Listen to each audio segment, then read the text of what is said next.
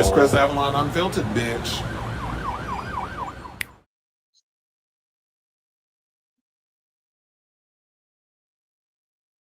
Hey y'all, welcome and happy Monday. It's your boy Chris Avalon, and welcome to a brand new episode of Chris Avalon Unfiltered, a show we basically talk about all things going on in celebrity news, pop culture, hot topics, might get a little political. So if that show is for you, definitely stick around because we have a lot of tea to spill today, including some news that just came out hours ago. I got the cause of death of revolving Rolling Ray, who passed away last month. I think it was like days before his birthday, actually. So we'll get into that tea. Plus, we got to talk about Taylor Swift because apparently that's the talk of the town. It's part of the zeitgeist. We got to get into it. The fans are feeling mixed about the album. People are doing the whole trying to figure out the whole Easter egg thing with her music. But the thing is, she pretty much massacred Dwayne Johnson at the box office. We got to get into that. His movie flopped hard.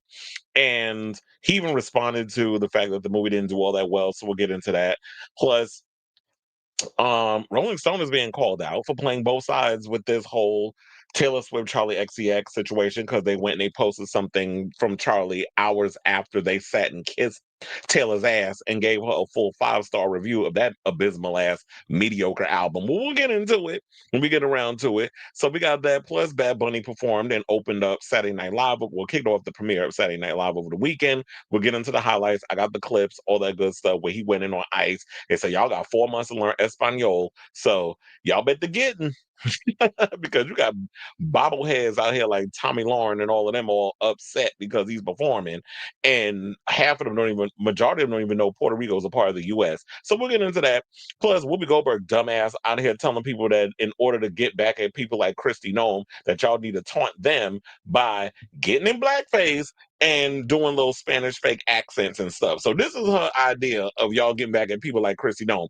No wonder her ass ain't never been funny, but we'll get into that also. Plus, we got to talk about Ed Gein. That I saw it over the weekend. It was a talk. Didn't get all that many accolades over on Rotten Tomatoes. Who cares? Rotten Tomatoes is cooked any damn way. I don't trust nothing that comes from them. Um, they're about as reliable as Siskel and Ebert was back in the day with their biasness. But we'll get into that. Plus, my overall thoughts and the fact that how people are upset because yet again we have another monster series that have put out a lot of inaccuracies and sensationalism regarding what was in the show. So we'll break all that down. Plus, we got to talk about the aftermath of Diddy. Diddy is planning on appealing this multi-year prison sentence. And on top of that, I have word from people like Suge Knight and Aubrey O'Day who have spoken out. And I think even Cassie's lawyer spoke out about the results and all the other stuff. So we'll get into that. Plus, Robert Englund has an idea to reboot the Nightmare Elm Street series because we haven't got one since the remake, which wasn't that good. But we'll get into that. Plus, it looks like Cyndi Lauper is about to go and start herself a Vegas residency after she was talking about that she's done performing live on stage. We'll get into that. And then now, Porsha Williams, apparently she's left men and now she's talking about she's getting her box eaten by women. So we'll get into that and a whole lot more. Before we get to those topics, if you could please do me a solid, hit the like button, smash that notification bell, hit that subscribe. We're almost at 3K. I'm happy. It's a little independent show that could. I built this show from the ground up. I don't be doing no fake behind, oh, I'm paying to get people to subscribe to the channel. People, everybody that sits and subscribes to the channel, I feel like y'all do it because y'all like the mess that's over here. So I appreciate every person that comes in and actually subscribes and is a part of this messy, independent little show that I built, as I said, from the ground up because I've been on here since, how long have I been doing YouTube? 2006. Yeah, it's been a minute. Well, I got really into it in the past maybe 3 years, but sporadically I've been on here since 2006 or whatever. But anyway, so yeah, let me hit my banner without that long-winded opening. And let's get to our first topic. I see we got Onyx already in the building. And I'm gonna give everybody else a couple of minutes to come in. Let's get to Rolling Ray. So the tea done came out. Rolling Ray's cause of death has been revealed. And Ray, whose real name, as y'all know, is Raymond Harper, or maybe y'all don't know, he passed away from natural causes. This is what his family shared with the Washington Post. The spokesperson for Maryland's Office of the Chief Medical Examiner previously confirmed to People that it received a report of the 28-year-old content creator's death on September 3rd. I'm like, so y'all was sitting on this? They went and they got the tea They had that since the beginning. Like, he died around that time. And so September 4th is when y'all got the tea. And isn't September 4th his birthday? So y'all been sitting on this for over a month because it's the 6th of October. But anyway, so they said, quote, I effing hate it here. Why? Cause why you leave me like this? Heart emoji, my favorite broken heart emoji. How can I heal from this pain? 3 broken heart emojis. Ray Ray, I love you, wrote the influencer's cousin, known as Coolest Keisha, on Facebook announcing his death. A quote, I am sitting in my room with tears rolling down my eyes, 2 broken heart emojis. I am so heartbroken. Another broken heart emoji. I don't have words for this right now. No, you are my favorite cousin. Why you dog me like this? Broken heart emoji. Well, ma'am, it's not about whether or not he's leaving you and this that, and the other. The universe works the way the universe works. And when the higher power calls for you to come home, that you go. When it's your time to go, you go. We can't sit and question why people leave or whatever the case. I mean, we could always sit. No, I shouldn't say we shouldn't question. I mean, I think you should question why life is the way it is. Why are people born? We live and then we die and then we go away and then we go through the stages of grief and all the other stuff. These are questions that we as human beings should be asking. But I don't know. I don't like the whole idea of saying my favorite cousin. Why you dog me like this? I'm like, it just sounds a little selfish in your part. But I understand this is how you feeling, and people feel the way they feel, and they write how they feel, the way they feeling in that moment. And I don't want to sit and just like pick apart the writing and all the other stuff. But anyway, so Ray first gained notoriety, as y'all may know, in 2018 after he appeared on Catfish Trolls, which I remember when he was circling around them people at the park with the wheelchair, was cracking me up. Those situations. Then he gained viral status when he was on divorce court with Lynn Toller, Judge Lynn Toller, I should say. The internet star also was known for coining the popular slang term "purr," because he always would say "purr" whenever he would talk. According to the Washington Post, he was diagnosed with spinal muscular atrophy at 15. Around then, when he turned 10 years old, the internet personality started using a wheelchair as his condition progressed. On Instagram, where Ray had his largest following, the creator posted social commentary and life updates. So yeah, he was dealing with muscular atrophy and all other stuff, but he didn't let that hinder him from being the person that he was, and he let that personality come in. So while we was all sitting there cackling over him being in a wheelchair, or whatever, I think because no people didn't want to go too hard on him because of the disability, but that mouth was lethal. And we know how the Virgos are because I'm an early September Virgo like him. He's the 4th, I'm the 2nd or the 5th. I think he's like the 5th or whatever, but I was on September 2nd anyway. But our mouths is crazy. Like, we will say some crazy lethal stuff and don't feel no ways tired about it. So now in 2021, the Washington Post reported Ray experienced severe burns on his face and body after a wig he was wearing caught fire while he was trying to light a cigarette. Well, was it synthetic? Which caused him to be hospitalized and need surgery. The following year, he felt sick and was put in a medically induced coma. I remember that. And then in August 2024, he shared online that his health in May and June of that year had been taking a turn for the worse, and that he had been hospitalized because he was having difficulty breathing. Though he spent most of the summer healing from pneumonia and blood infection, he said he had received a a tube that had saved his life.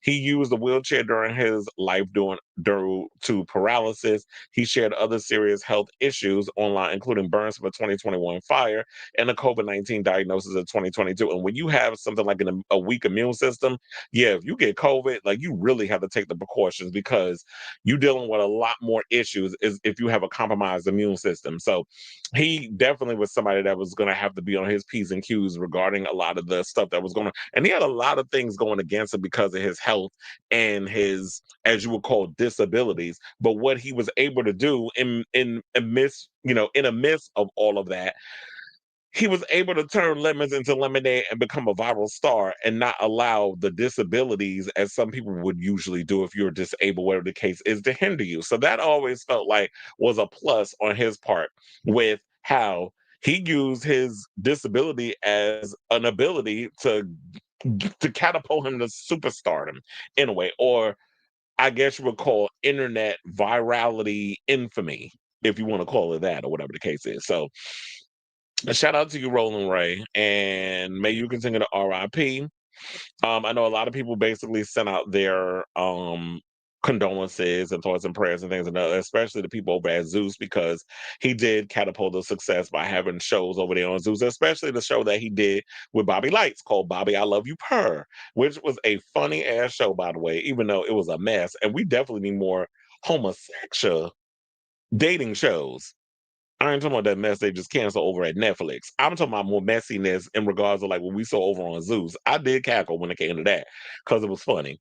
But and we all knew there was really no intention of them trying to wife up some damn Bobby Lights. It was just for entertainment purposes only. But Roland Ray definitely did his thing when it came to like providing the extra entertainment on top of the mess that was over there anyway. So shout out to you, Roland Ray. And I say all this to say, what do you guys think of this story regarding us finding out what the situation was? They said it was natural causes, probably because, everything that he was dealing with in life, it was natural that, okay, maybe at that age, because of the muscular issues and everything that he had going on, that people with his type of condition don't live to be 50, 60, 70. They don't get to live those long lives that regular people these days get to live. Like I got family members that live well into their hundreds. So um let me know what you guys think of this story in the comments down below.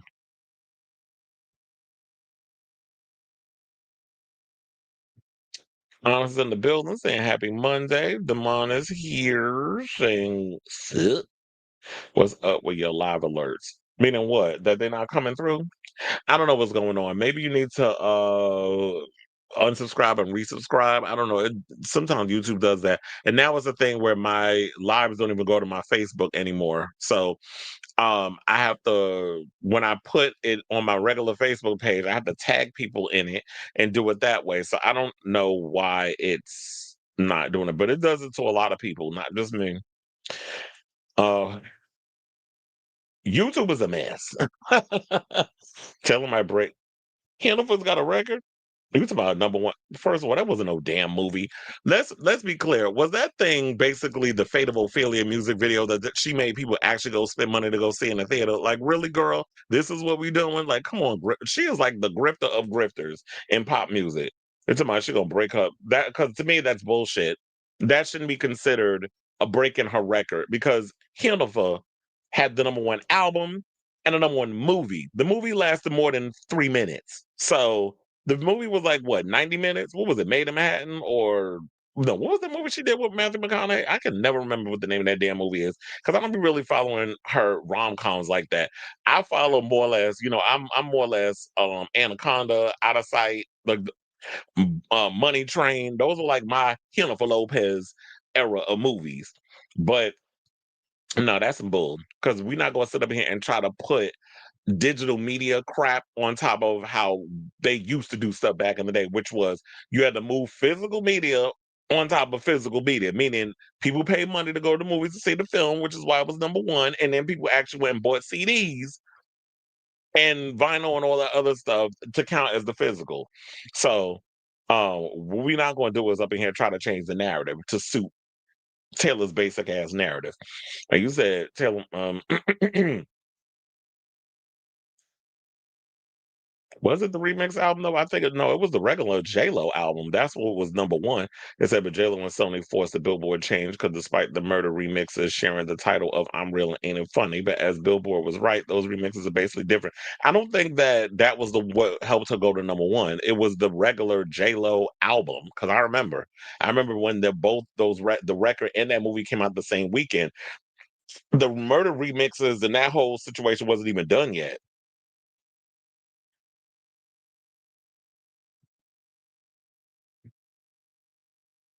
Shut up. Oh, it was the wedding planner. Thank you. I knew it was one of them damn movies. Matthew McConaughey was in there, right? It's like I could never go to a movie theater to watch lyric videos, not even for Janet or Metal. But okay, that's why I said that was some bull. It was like number one, you had your fans go to the movies just to watch a music video, which I already saw the Fate of Ophelia music video. It's on YouTube. So if y'all would have just waited, but we know how the fans are. It's like, oh, I have to show my support. Even though she gaslights y'all into buying all the like 3,500 variants of the same damn record. Basically, it was a listening party, the music video, making of the video, and lyric cards. Oh, okay. I'm over it and her. But we gotta talk about it anyway, because it's a part of the topics. So speaking of Tayonce Cardinal Swift, let's get into her. So apparently, with it being mentioned, as Robert put in the whole comments situation, that because I thought it was just basically the music video. It just said it was a listening part of the music video, making the video and lyric cards. So they were basically just giving a whole bunch of different things regarding lyrics or whatever. Okay, whoop de doo. I'm glad y'all had fun and enjoyed it for what it was.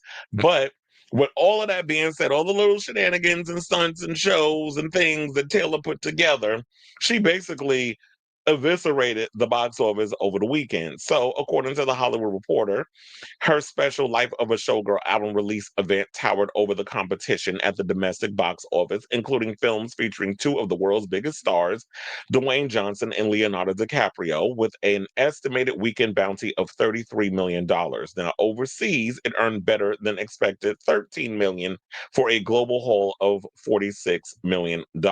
So, that's what's going on with Miss Tay Tay right now. So that's a stunning number for what's being described as a cinematic experience that's playing for only 3 days in cinemas. In other words, it's neither a concert pick nor a documentary, but rather a promotional event timed to the release of her new album, the title The Life of a Showgirl, which dropped Friday and is already setting sales records, which is great and all, but let's be clear, a lot of the Swifties are finally, I think a couple of them got unplugged from the Matrix and realizing this lady playing in y'all face. Because they were like, we was expecting so much going in to listen to this album based off of the aesthetics of the whole showgirl situation that she was given. They was expecting a little something more fun and upbeat and everything. Child, I listened to that record. I'm like, this is what she giving.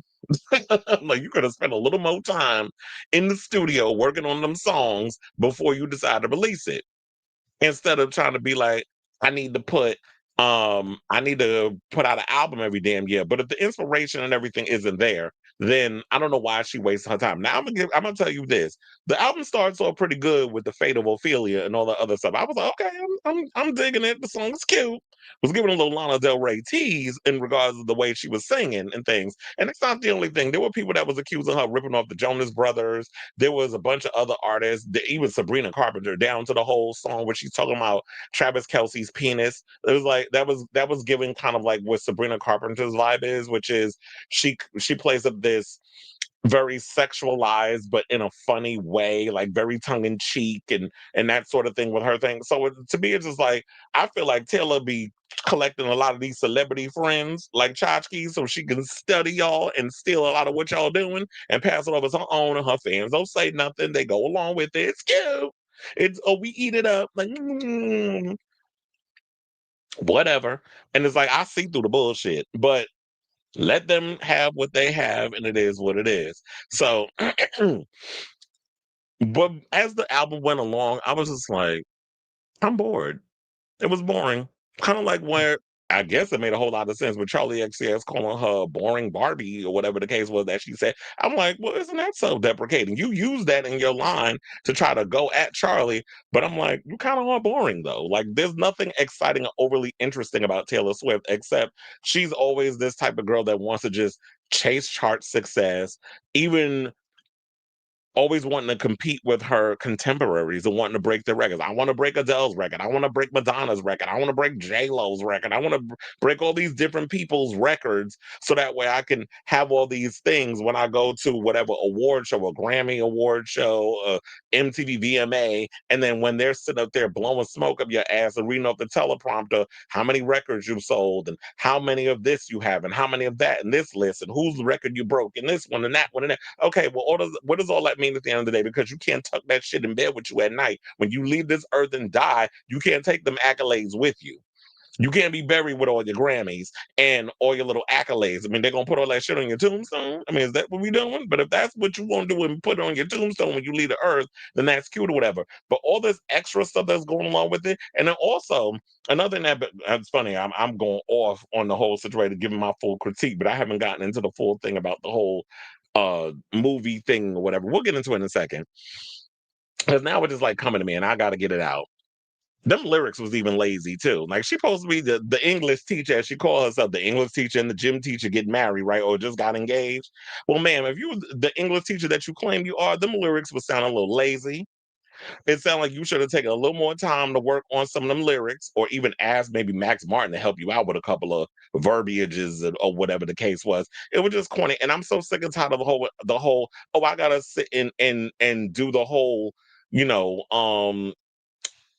breaking down, understanding Easter eggs, doing whole Blues Clues type shit. I'm like, ain't anybody got time for that. I'm not sitting here trying to decipher like this is something out of the damn mummy when I'm trying to understand or break through the hieroglyphics to understand what you're saying. Like, you need to be for real. Who, are we talking about Charlie XX? No. Are we talking about Blake Not So Lively or Ku Klux Khaleesi or no? Or are you praising her? Like, I need to know what the T is. Are we, I mean, it almost felt like you was overcompensating for the fact of you and Travis Kelsey hunching, because word on the street is y'all both be on the LGBTQIA LMNOP side, but y'all trying to accommodate, make it seem like y'all actually a real couple when the word on the street is he a homosexual and you a homosexual. So, um, but if that's what this is the little thing that y'all want to play and keep up with the Joneses and all that other stuff, then okay. And then same thing. Were you talking about Kim Kardashian or no? Like, stop with the subliminals. I can't stand when Nicki Minaj does that shit. So I don't like when you do it either. And speaking of Nicki Minaj, she was praising you, but it's like it makes sense because y'all both kind of similar in the way y'all come across, where it's like y'all got beef with all these damn people and it's everybody's fault except y'all. So I understand how y'all like all of that. Like y'all could be you like birds of a feather in a way. Who sings a song called "Birds in a Feather"? But anyway, so to get back to this whole thing, oh, they said that the big screen event was 89 minutes, and it was a mix of music videos, behind the scenes footage, and a series of lyric videos for tracks on the new album, and it's anchored by the world premiere music video for Showgirl singer single "The Fate of Ophelia," which she directed. I figured she directed it, and I will say this: the video was actually good. The song, I already said that it starts the album off strongly goes downhill from there. I just did not care about the rest of the record. I just felt like there needed to be more time. And what I also don't get is if you're working with someone like Max Martin and Shellback, you already know um high expectations comes with that. And when you listen to the record and you're expecting pop perfection, especially with the resume of Max Martin and Shellback, who have worked with just about everybody you can think of in the music business. Max Martin's been around for since the 90s. Like he worked with Ace of Base and a bunch of others. And so many people have come from that whole house of Max Martin, from Robin on to Tove Lo. A lot of them have come out of that whole Swedish factory over there. Not saying they manufactured, but they kind of come from that world of working up under him and working with him in some sort of way. Because Swedes, they, in my opinion, the best pop music comes from the Swedish people. From the Swedes, I should say. So I'm listening to it, I'm like, girl, you cannot be serious with this record, especially working with these two. Like I'm expecting every trick in the under the sun being used on this record, and I'm like, this is what we're giving. Okay, but when someone who, in my opinion, I'm not going to say that Taylor Swift is not talented because she is, but she just provides a lot of mediocrity, and I just feel like her marketing and everything always supersedes the quality of work, and she's delivered a lot of really good quality music. I mean, I told you I like 1989. I almost said 1984. I like 1989. Reputation was cute. More was good. She's got some good records. Recently, it's like, girl, it feels like you're running on fumes. And this, I think after this, take a break because the inspiration and the creativity is not there at the moment. I just feel like you just running on fumes at this point. Now I get it. If you have a thing where you're so, what's the word? If you're a workhorse and you love the roar of the crowd and you like performing or something, that's great. Then go out and be like, you know what, I'm in the mood to tour, and maybe I'll just throw out a song or two or whatever the case is, just so I can have some new songs to sing. But if the other songs kind of feel like work in progress demos, which is what some of them songs was given, then I wouldn't have released them. But she knows the power that she has over her audience, which is the Swifties. And she knows I could literally queef into the microphone and put a Max Martin beat behind it, and y'all will eat it up like fresh gumbo. She knows that. And y'all eat it up every time. But how long you gonna let somebody take advantage of you before y'all wake up and be like, okay, ma'am, I'm on to you? So they basically said that it received a coveted A+ cinema score, just as her history-making concert from Eras Tour did. Easy came in at number 1 as a smashing machine, starring Johnson bombed with audiences. The drama marking Johnson's first potential foray into the Oscar race opened to an estimated 6 million from 3,300 theaters. Well, to be specific, 3,345 theaters, the worst wide weekend start of his career. And what I'm wondering is, why is that movie being open in so many theaters when it's an independent film? Because, child, what I heard, now, if this is supposed to be an independent film, right? I heard the budget for the movie is 50 million, which means it needs to make over 100 million to break even. Why is your movie that's supposed to be independent so expensive? Since when do we make $50 million independent movies? And I think it has to do with Dwayne Johnson, who's trying to be on this track of, I'm a real actor after years of being called out because I play it safe doing a lot of these action movies and playing the same role over and over and over and over and over again, instead of being smart like Jason Statham, who plays the same character over and over and over and over and over and over and over again. But what he does is he makes his films on a smaller budget, and those movies always break even. That's what it's about. Like, when you look at a lot of his recent movies, they're made on like a small budget. They're small budget action movies, but they always do relatively well because he doesn't expect to be like, okay, give me 150 million, $200 million to make some crazy action movie. I'm gonna just give you Jason Statham for like 90 minutes, and people, we eat it up.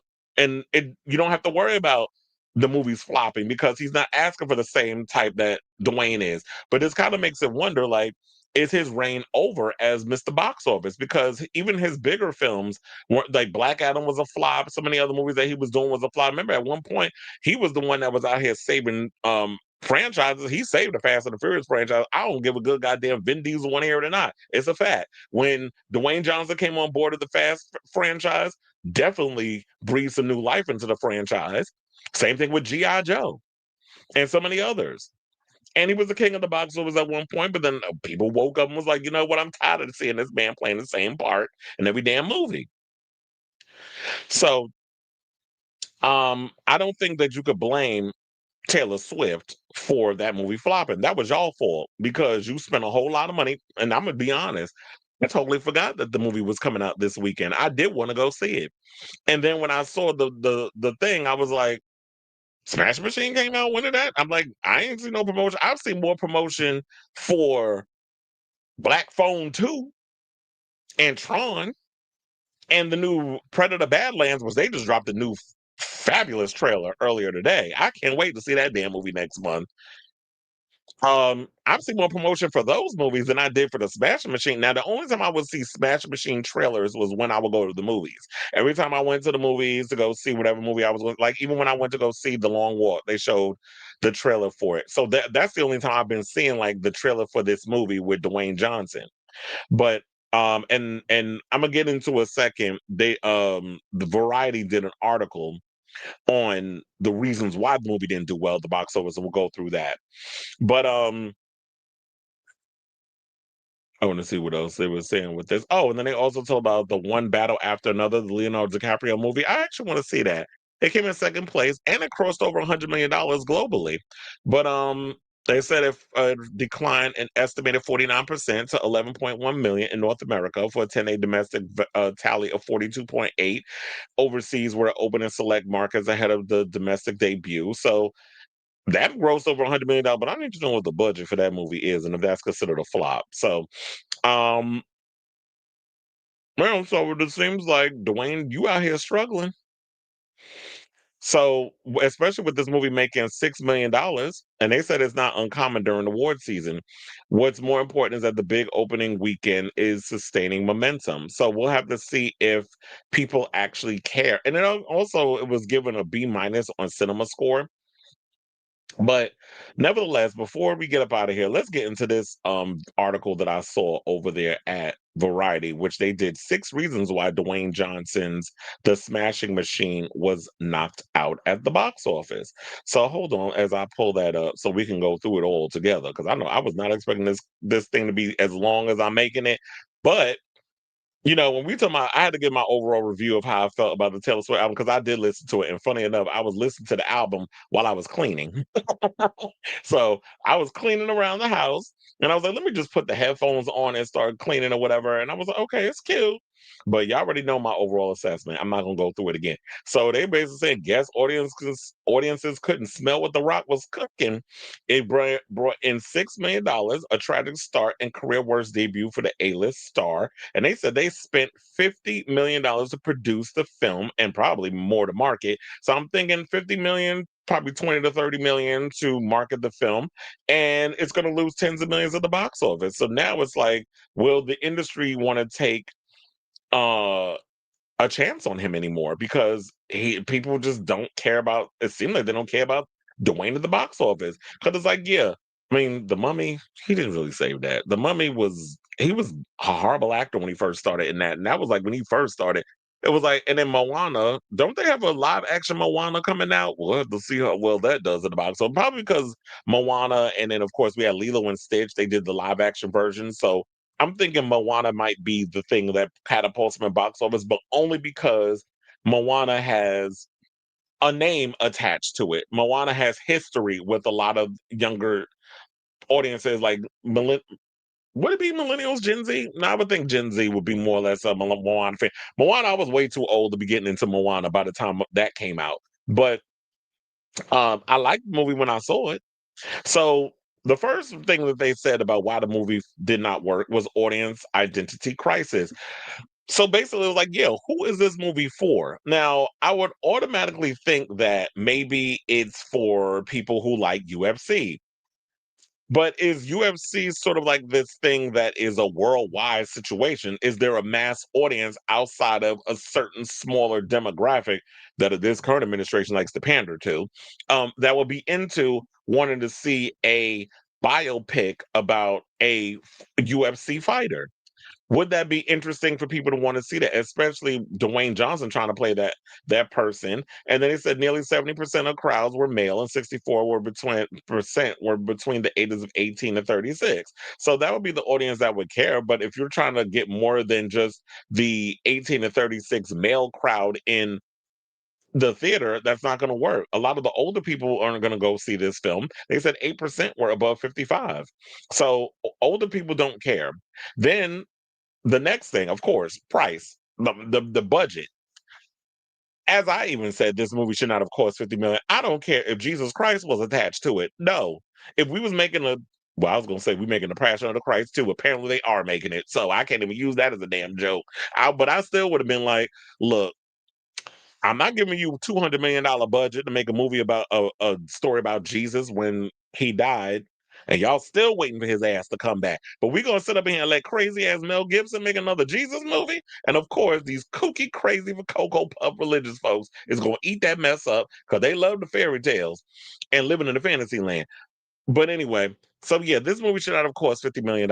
I would have thought, like, if you're gonna make a micro budget film, especially with A24 being involved, it should have cost you at least a good 10, maybe 15, not no damn 50. I don't care what big name is being attached to it. If you're someone who is a big name and you do take a lot of money in regards of how much you get paid, 20, $25 million, you need to come in. If you're trying to rehabilitate your career and come into the whole independent world of filmmaking, you need to take a cut to how much money you making at the box office. I'm not gonna be able to pay you $25 million if you're coming into a independent film. I'd have just been like, I'll take money off the back end or whatever the case is. I would have came with some kind of deal just so that way we can get this movie made. But Dwayne Johnson has an ego, and it is what it is. So they said that yeah, he commands a big payday to star in his films, and that's because of the whole box office track record. But like I said before, this is not a standard. Dwayne Johnson vehicle. This is not you doing another Fast and the Furious movie. This is not you doing some tentpole action film or whatever the case. This is not you doing Black Adam 2 or whatever the case is. This is a film where it's independent and you should not have taken a big pay cut with this whole situation and expecting 3,000 theaters to hold this film and expecting you to fill it up. So yeah, they said it's got to, as I stated earlier, it requires above 100 million to break even. And that's not going to happen with this film. Then they said Stand Up and Jeer in early September, Smash Machine was tracking a debut of 17 million. And they said that estimates were lowering again to 6.5 million and revised again on Sunday to 6 million. Rival studios think the 3-day figure will be softer, closer to 5.5 million. And I think that has to do with the fact that poor word of mouth. And that way, I don't think a lot of people were that excited to see this film. So yeah, when you get poor word of mouth, it doesn't really help the film. And it doesn't really get people excited to come see your film. Just like I said, I totally forgot that the Smash Machine was going to be in theaters. So therefore, if I don't remember it's gonna be there, then why would I even go see the movie? Because I would have got a ticket. I would have used my A list, my free ticket or whatever to go see it. And then they said lost in translation because there was some high when it premiered in Venice, and it was braced with a lengthy standing ovation and hailed as an Oscar contender. But here's the thing. Can we take that seriously when they do the Venice Film Festival, Con, all that stuff? Because y'all stand up. Like I could literally have Mr. Hanky doing a whole musical number in a film, and y'all will stand up and give that a standing ovation. Y'all clap for every goddamn movie, even if the movie's crap. So I can't even take that because now it feels like the whole standing ovation thing that we consistently hear about when it comes to these award season festival premieres or whatever the case is. It always feels like it's very performative. Like it doesn't feel like, okay, are these people really standing up and clapping because they thought the movie was great? Or is this now become a thing because, you know, you're just trying to be like you're just trying to be, I'm just trying to be nice. We're just going to clap, even though we didn't think the movie was all that good. So my thing is, if the movie ain't good, I ain't standing up and clapping. Like, stop with the phoniness. And then, also, they said something else. Oh, boy, they tried to say Taylor Fever. We'll get into that in a second. But they said can miss cinema. And here's the thing: we have now become in the whole word of theater where it's not just enough to get have a big name to get movie people's butts in seats at theaters. Now I'm noticing something, or maybe I've noticed it for a while, but I haven't really been talking about it. I feel like we're at the point of people need to make it feel like one of those can't miss moments where remember Barbenheimer, that was a big thing. People had to be because they wanted to be part of something. Um, there have been many examples of that. The whole what was the other thing that's supposed to be coming out? Wicked. That whole phenomenon regarding that. So then it needs to feel like an event. It needs to be a reason why people feel like I can't miss seeing this movie opening weekend. Same thing with me when I went to go I'll even use an example I always bring up. Scream. Whenever Scream comes out, I've always had the thing of like, you have to see that movie opening weekend. I mean, if Critical Overlord doesn't sit and spoil the whole goddamn movie before it comes out in February with his videos every other day. But other than that, and him and Beyond the Mask or the other ones that come out with all their little conspiracy theories surrounding that film.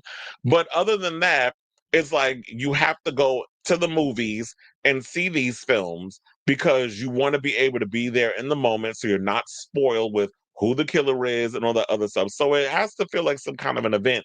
And to me, when you're looking at a film like Smashing Machine, to me, it doesn't seem like some event that I have to see. Because I feel like, anyway, quiet as it's kept, what's today? October 6th? Child, November 7th or the first week of November, or maybe the second week, it'll be on freaking Prime Video for you to rent at home. So you don't even need to rush to the movies to see the way they be churning out these damn films. Already, we got the Austin Butler movie that came out in August. That's already on streaming. Well, not streaming. I don't know why. Every time I keep saying streaming, I make it people gonna think I'm saying HBO Max, one of those. No, you could basically rent it at home or whatever the case is. And then they said the whole thing with Taylor Swift and Taylor Fever. I don't think it has to do with Taylor Fever. I don't think Taylor had anything to do with the fact of like she would have had a stake in this movie not doing well. I think it would like even if Smashing Machine when it came out next week up against Tron. Well, first of all, there's two movies coming out next week. We got Tron and we got Kiss of the Spider Woman. So even if you put that movie up against those movies, I still don't think that Smashing Machine would have done well financially at the box office. It wouldn't have broken records. It wouldn't even ended up in the top 5 or whatever the case is. So I say all this to say, what do you guys think of this story regarding my overall views? What did you think of the Taylor Swift album? Did you like it? Did you dislike it? Did you feel like that, it was underwhelming? Or do you think it's 5-star worthy, like Rolling Stones recently gave, which we got to get into Rolling Stone after this one because they got dragged by the Swifties. I'll tell you, it's damn if you do it, damn if you don't with them people. So let me know what you got. And then the whole thing regarding, Smash Machine and did you see it? Did you even know it was out? Are you surprised it flopped? So let me know what you guys think of this story in the comments down below. I said we got a lot of people in the comments, but I was like, I was not expecting that to be a long ass thing. But look, we just go with the flow up on here. So let's see what the people is saying. Oh yeah, I already read that one already. Let me go on down. To quote a viral tweet, the difference is that when 25 dropped, it was 3 million people buying a copy. With Taylor, it's 100,000 of her fans bulk buying 30 variants of the same. Absolutely. And to me, I feel like if it needs to, we need to have one version of the album count. Y'all can't sit up here and say, I'm gonna release 10 different versions, or as we like to say, 30 million variants of the same record, and then you're talking about she broke. No, that's cheating. And I'm tired of y'all when it comes to certain artists. And even if it wasn't Taylor, it'd be the next person. I'm tired of a lot of y'all moving the goalposts when it comes to certain artists because y'all want to continue to celebrate and celebrate mediocrity. And it's like, no, you cannot release so many different versions of your album and consider that chart success. When it's the same record. It's like, no. And we gotta add acoustic versions. We gotta add this. No, it needs to be the same record as intended because we see the games y'all playing. Taylor has also been getting flack for using AI in the promotion. Oh yeah, I heard. I don't think I heard about that.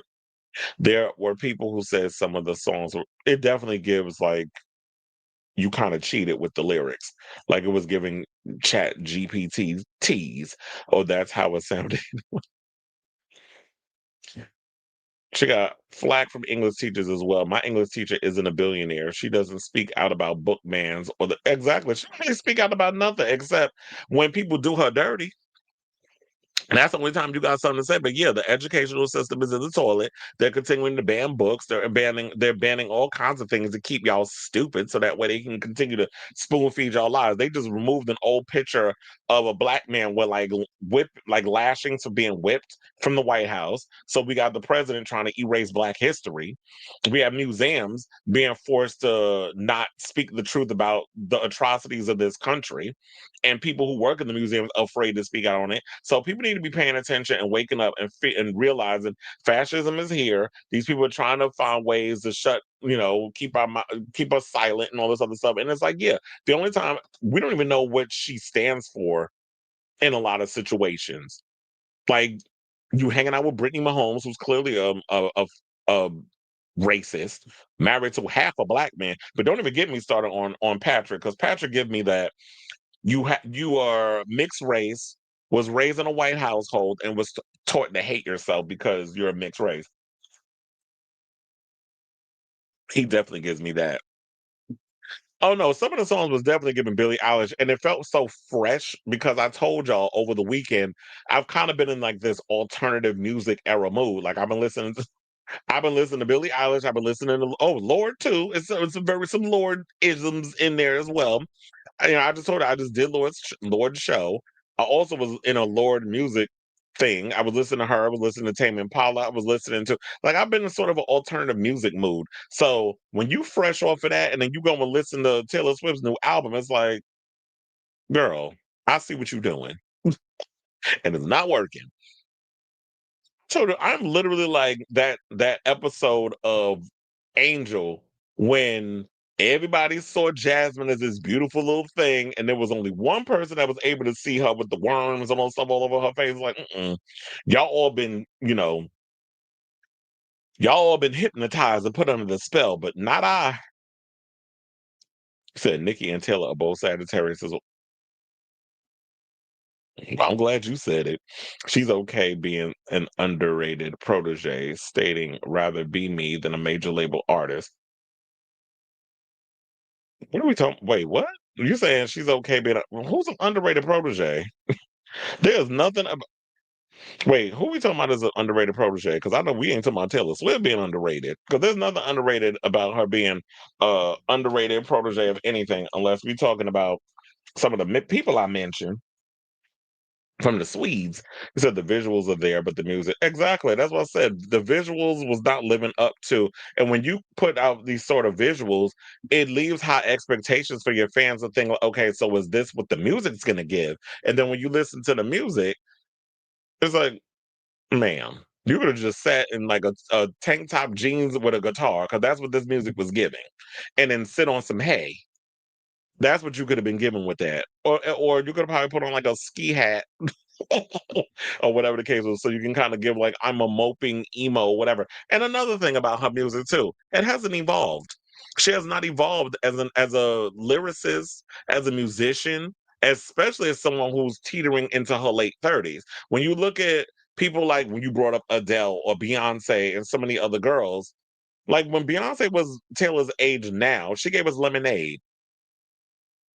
Where is your version? Where's your where is the Taylor Swift equivalent of Lemonade? We were still waiting for that. She hasn't given us that.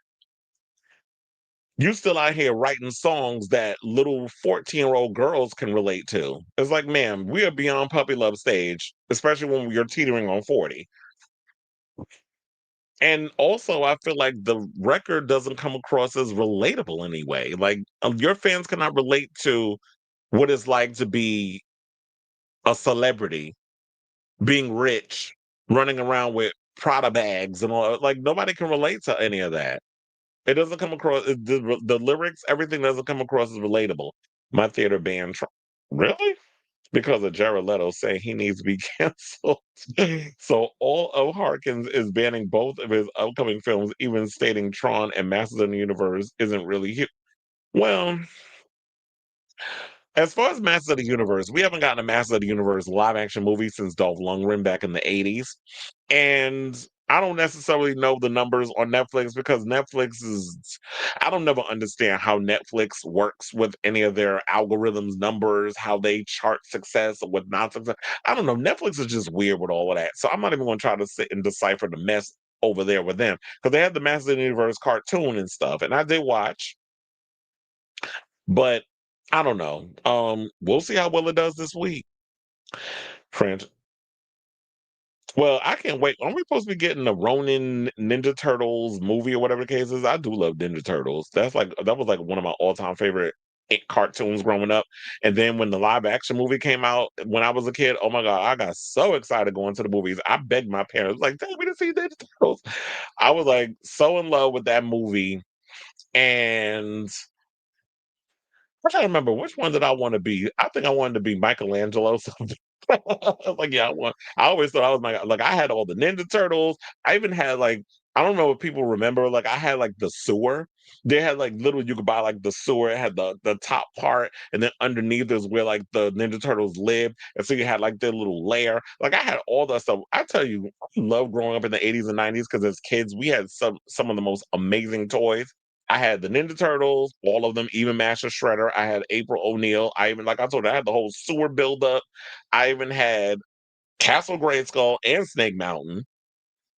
I used to have all my toys battling with each other. I had the aliens, I had the Predator, I had all those crazy toys growing up.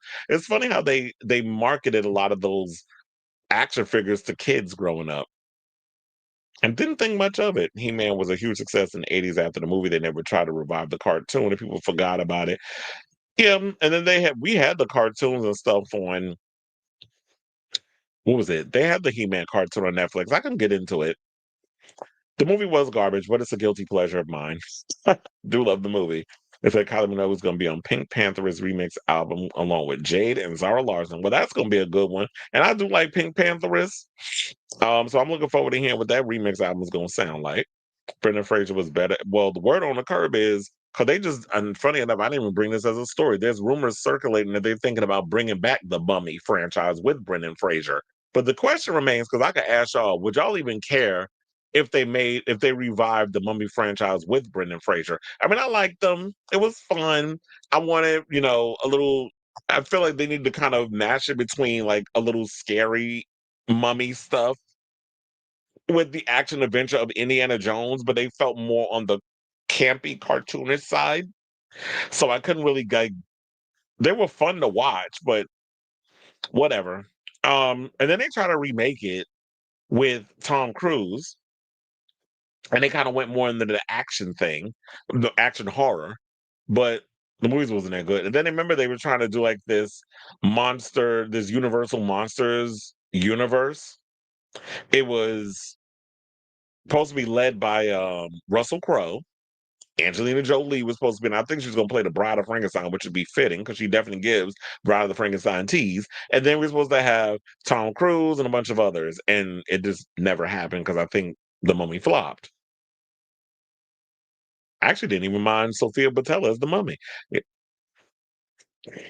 yeah, they got a Moana movie coming out, a live action one. I think Gen Alpha, little kids and young teens. My little nieces and nephews love the Moana movies. Not the next generation, but I feel like the animated ones that I would say that's more Gen Z because Lilo and Stitch and Moana came out around the same time. I would think. Sailor Mermaid's in the building. You said Taylor could queef and put a beat to it, and her fans would. I mean, am I lying though?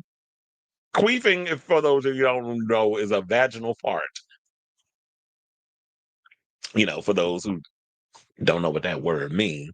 But yeah, that is true. It's like she could sit there and just blow some gas into a microphone, and y'all will sit up there and call it a damn bob. Do we need one though? I don't think so. I didn't even particularly care for the Dwayne Johnson. And who's the other one that just went over to Saudi Arabia to perform? The little short one?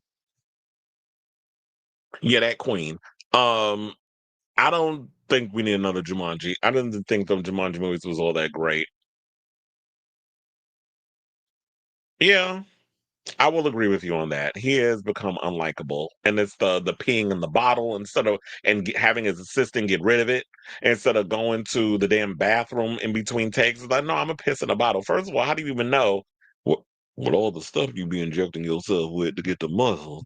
That when you pee in them bottles, um, if it's going to be enough room in there where it's like it's not going to overflow. Cause I be damned. First of all, you guys to pay me a ton of money for me to dispose of your urine if I'm your assistant. That and the ego and some of the other stuff. But it's like that could be it. It's like people just got Dwayne the Rock Johnson fatigue. Not all good things last. And if this new era proves anything, Taylor Fever is fading. Kayla says didn't like the album. Elijah Macaranas. Didn't like it. The new job could barely defend. Now, here's the thing. There's one name you didn't mention. Swiffologist and them old greasy ass lips of his had to say about it. Oh, he ate it up. Talking about is pop genius, right? Because while he out here talking about that the Swifties is stronger than the Charlie XCX fans. It's like I won't see that old. I don't know what gender identity that bitch is today, but I want to know that if that queen is gonna sit about here and defend that shit that she put out. Because he did. I did see the Kayla Says video though, and she did have me cackling. Daniel, what's his name? Daniel Eck, you did say artists can't take breaks or be gone for years. Well, look, Robin been gone for 7 years, and people anticipating that new album. They said you can be replaced. Every artist is replaceable in the streaming era. Keep your fans fed, keeps you relevant.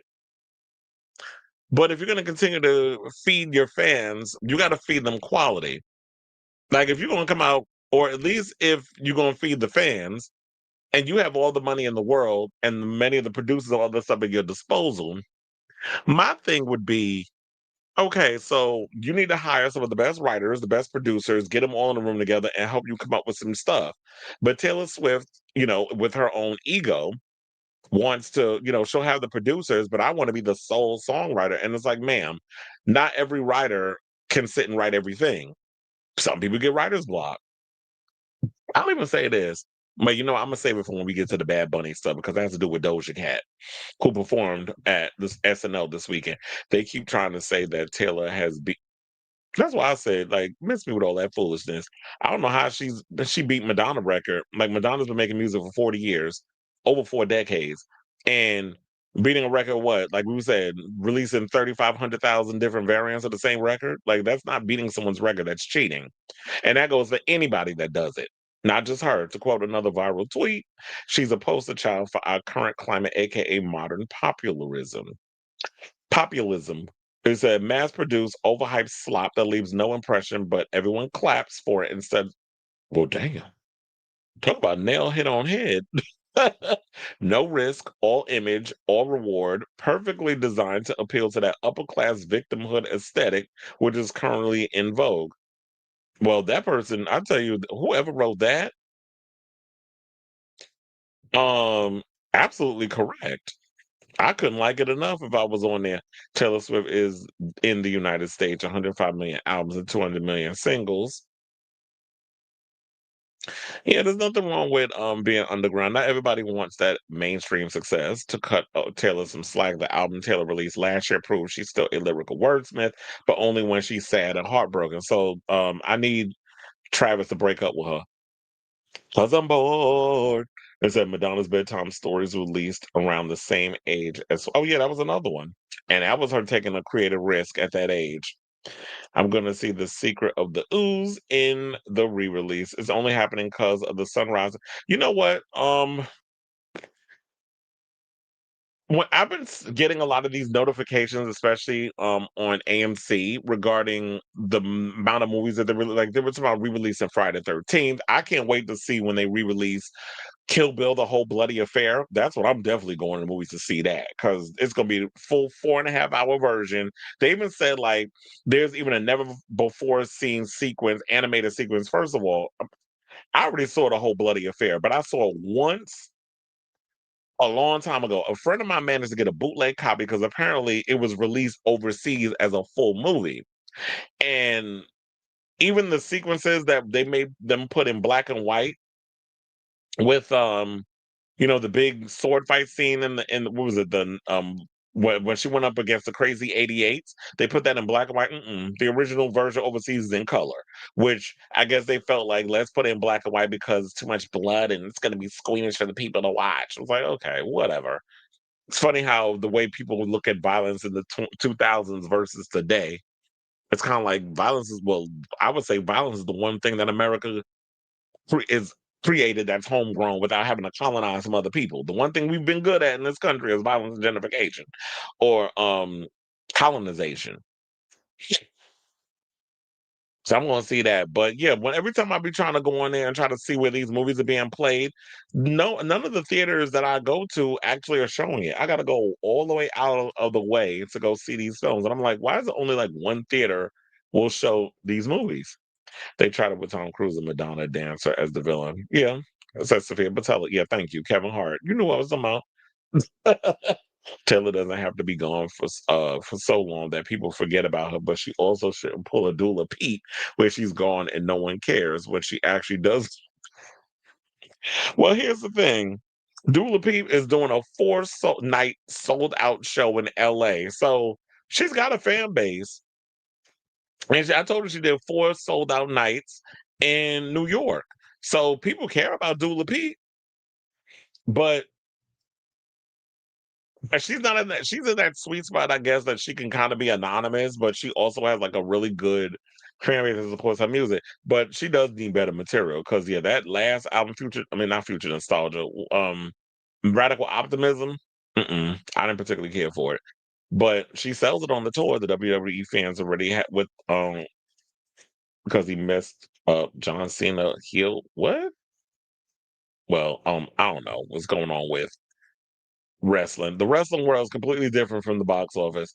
I truly feel Taylor is scared of getting replaced. Hence why she always wants to run around trying to beat everybody's damn record because her insecurity is showing. It even showed on that corny ass song that she tried to diss track. She tried to do with Charlie XCX. I'm like, is this a diss track or y'all seriously want to lick each other's labia majora? Because that's what it was giving. a dozen albums and Taylor Swift never been bigger, and her music's never. Don't even get me started on Pitchfork. Do not get me started with them. Imagine being out acted by a dog on the same weekend. Shout out to Indy and Good Boy. That dog was a. Wait, Good Boy, is that the horror movie with the dog that came out already too? Because I got confused. I was like, did that movie come out yet? Because I do want to see that. Doodle's last album wasn't as good. No, it wasn't. And same. I haven't really listened to the record too, so I wouldn't even know. Um, the only thing I liked about remixing Doula's songs is her songs give a lot of stems to work with, and I like her deep mezzo soprano, her husky voice. Not Indy for Best Actor. And with Taylor, she's a boring person and comes across entitled and spoiled. That's definitely, and it's definitely showing on her music. And the one thing I don't like about a lot of these artists, y'all be acting like y'all beyond reproach. And it's like, if your music is crap, we gonna call it out. I don't give a good goddamn what your little stand say. They can go play in traffic for all I care. But I give my opinion on this show that is mine that I pay to use for the stream yard. So um when y'all get your own little channel and y'all get y'all whatever, then you can say what the hell you want to say on that. Anyway, let's move on and get back into the show because that was a lot to get through. We already an hour in, but speaking of beefs and Taylor Swift and all this, so let's get into this thing with her and Charlie XCX. So Charlie XCX apparently got called out on a track that's on Tay Tay's album because apparently Charlie XCX dissed Taylor Swift on Sympathy as a Night, which is actually a really good song, by the way. Probably because of the production and everything. You know, I like all that electronic stuff. Taylor Swift called herself trying to throw shade at Charlie, but it wasn't giving. But it is what it is. And now we can move on into it. So she has a song out. Charlie responded by with a cryptic message saying that she's back in the studio because you know she just got married to her boyfriend who is he in the 1975 who Taylor used to date Maddie Healy. So apparently Charlie got married. She did, I think she got married twice actually. And then she was recently spotted at Paris Fashion Week. And now she just recently posted a photo of her in, you know, the studio working on new music, which is just as well because I know she's been trying to do the acting thing and nobody cares. So you might as well get back to making music. But of course, this has everybody wondering, does this mean that we're going to get a clapback from Charlie? I mean, if we do, I'll be looking forward to hearing it because I'm a Charlie fan. So Rolling Stone got dragged because they posted a video of Charlie without context just hours after they basically blew smoke up Taylor's ass and gave her a 5-star review of The Life of a Showgirl. Now, hours later, amid mounting speculation that the pop star had included a diss track aimed at Charlie, they shared a clip of Charlie performing her 2024 track Sympathy as a Knife to their social media accounts, which, as I stated before, was perceived as a diss track towards Taylor. So my thing is this. So the Swifties are mad because they feel like, here this bitch go, and I'm talking about bitches as a Rolling Stone, trying to play neutral Nancy and straddling both sides of the fence, which is not surprising because Rolling Stone and Pitchfork have not been relevant since the month of Sundays. Y'all sit out here and give some of the most mid albums, and I'm not just talking about Taylor. There's been many albums I kind of side on them and was like, "Really? 5 stars? This record?" And also, Pitchfork, I think, just got dragged. I forgot the YouTuber's name because he did a video that I think Pitchfork came out with the 100 best rap records albums, something or another. I didn't even click on that. I just saw the headline. But apparently, yeah, they did like a hip hop list, and I'm like, Pitchfork, go have a seat. Nobody is checking has been checking for y'all like they ain't been checking for Rolling Stone. And I do feel like that, you know what, Rolling Stone, y'all try to dip y'all try to double dip, and now y'all being dragged because Rolling Stone, if they go and give an honest review about this album, which a lot of the fans seem to be like mixed in regards of how they feel about the record, if they give an honest review, then they feel like they're going to fear the wrath of the Swifties. So I'm just going to kiss Taylor ass and tell her it's a great record, even though I'm not really feeling it because I don't want to get dragged by her fans. but you got dragged anyway. So now it's a damn if you do and damn if you don't type situation. So what's the point of y'all being fake and phony and willing to lose all credibility as self-respected journalists? And I say that with all air quotes. When you have a fear of being dragged by a little fan base that, child, if you seen them in person, you probably knock them upside the head with a trapper keeper. Like, come on now. You really scared of her fans? So hours later, amid mounting speculation that a pop star had included a diss track aimed at Charlie XCX, they said unsurprisingly the move didn't go unnoticed and many begged the outlet to pick a side. One demanded to know, whose side are you on? No, no, no, you cannot play both sides when this, another posted. Charlie doesn't need you, babe. Pack it up. Well, neither does Taylor. Third pointed out, your whole site is dedicated to Taylor right now, so why even post this? Weird.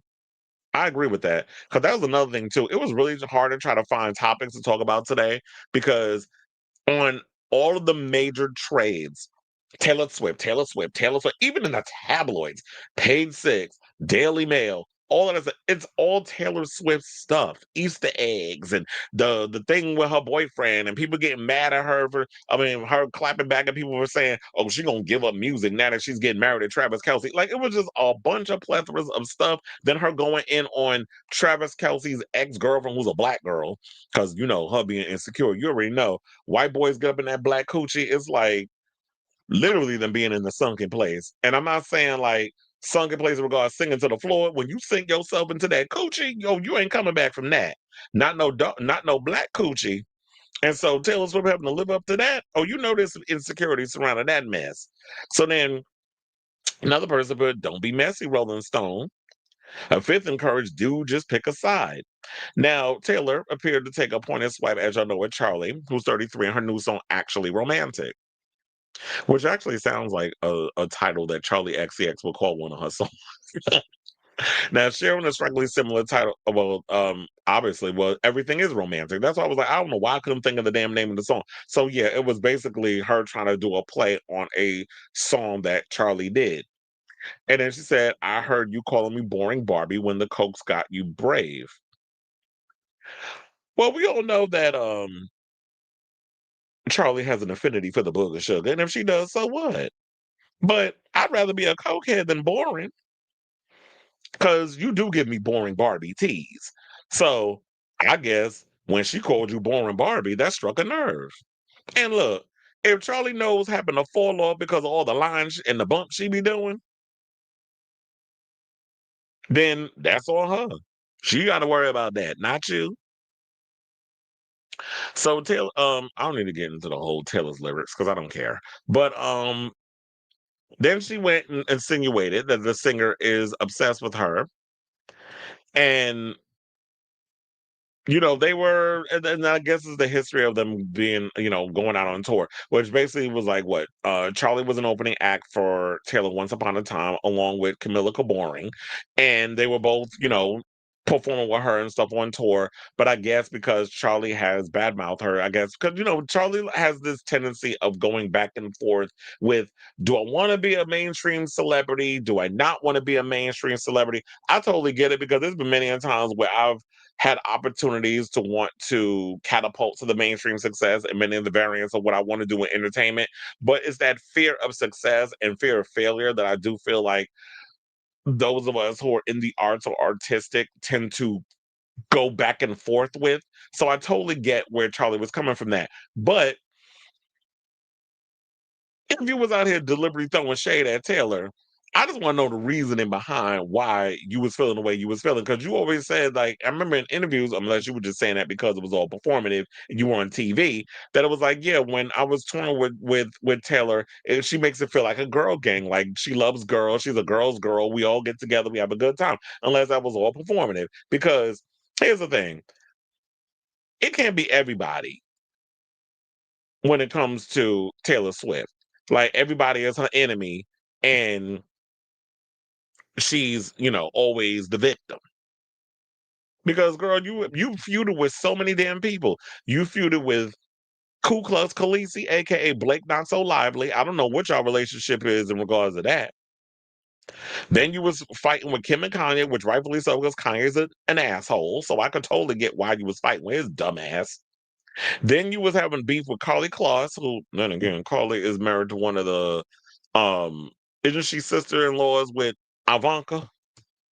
So the Kushners, she's a part of that whole family. So I wouldn't fuck with her either. Then you had beef with Katy Perry. You got beef with Scooter Braun. You had beef with Jamie King and Haley Steinfeld and Diana Agron, and you had brief friendships and stuff with them. And I don't know. There was just a lot of drama and stuff that was going on with that. So you always have so many beefs with people. And my thing is like, if somebody gets in a relationship with somebody that Taylor is interested in, or whatever the case is, she likes to come up with these songs to kind of go at them. So in a way, it kind of comes across as bullying, in my opinion. But this whole Charlie XCX thing, I was still look, girl, in the words of Charlie in this whole situation, to take over the title of her damn song. This shit was so damn confusing. I still don't understand what all of this is going. I mean, I feel like I made some sort of sense of it, but I just don't understand the whole beef between y'all. And it's just a bunch of unnecessary, just white noise. And I'm just looking forward to hearing what Charlie's gonna bring with the new album, because I like production wise all the other stuff that she does. I like all the creative channels that she takes when it comes to her music. And we'll just have to keep an eye out and see if she has anything shady to say in response to what Tay Tay had to say about her on that song. What her clapback is gonna be. But hopefully it'll be a much better clapback than what she gave us on that song. She called it this track towards Charlie. So I say all this to say, what do you guys think of this? Or also, I wonder how she feel about Selena Gomez recording a Charlie XCX song for her recent album that she did with Benny Blanco that flopped. So I definitely want to hear from y'all. Maybe if the album was a hit, she'd probably be upset. But let me know what you guys think of this story in the comments down below.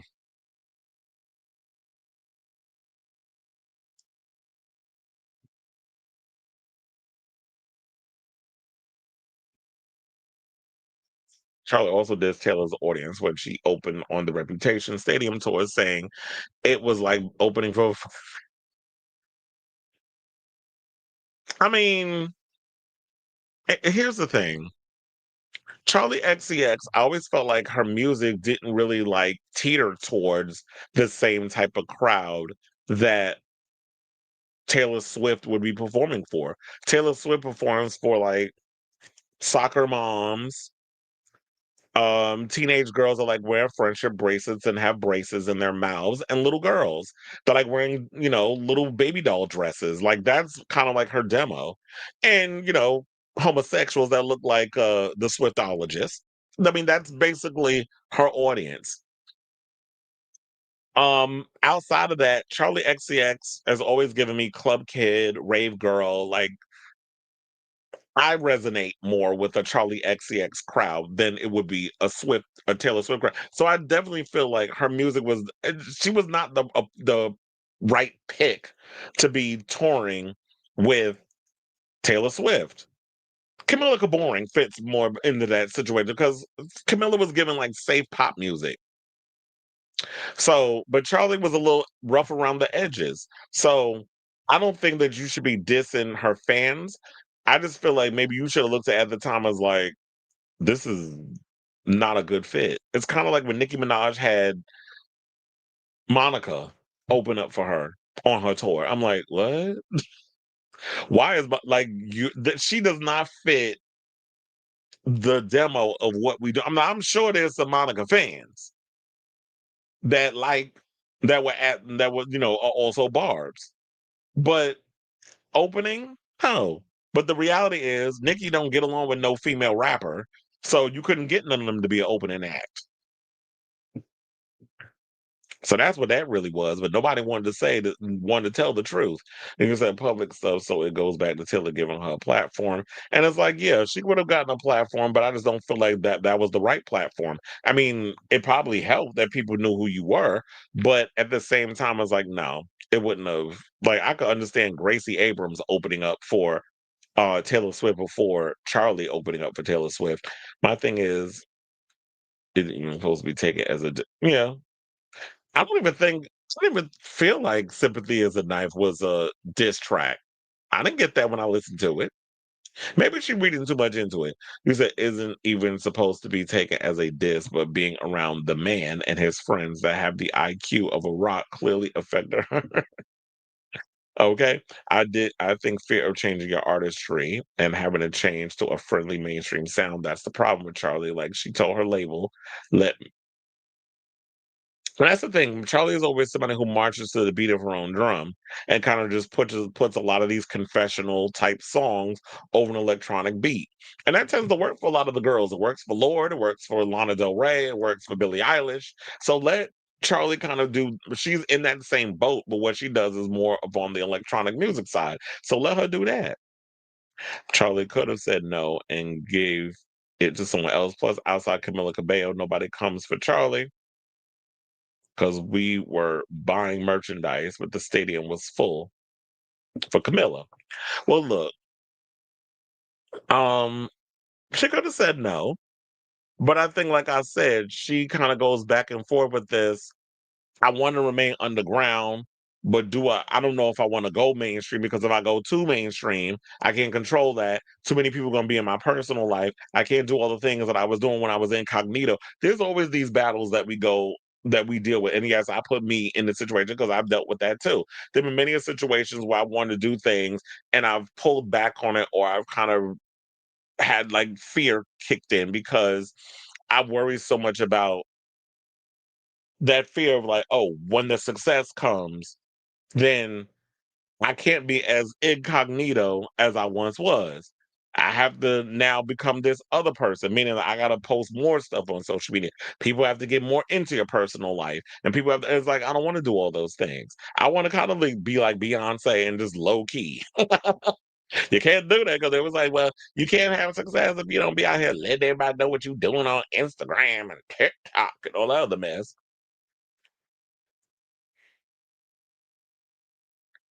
But maybe the truth hurt when Taylor listened to it. You know, a hit dog a holler, as they say. So, all right, so let's move on, y'all. And let's get into Bad Bunny. So Bad Bunny performed he kicked off SNL over the weekend. And, they began their 51st season. Cannot believe I'm saying that. But yeah, 51 seasons on TV. He kicked it off and he went in guns blazing up against Ice and all of that stuff. So, um, he delivered some heartfelt remarks, not only in English, but also in his native tongue of Espanol. So I have the clip. Also, Doja Cat performed, and I like both of her performances. The song, I forget the name of it. The song that has the Knight Rider theme beat behind it. I like that song. Last time we heard somebody use a sample of Knight Rider was Busta Rhymes, but actually, like the little laugh that she does, that kind of that incorporated with the music. I'm really feeling like, yeah, y'all not really feeling this era of Doja Cat. I am personally. I like the record.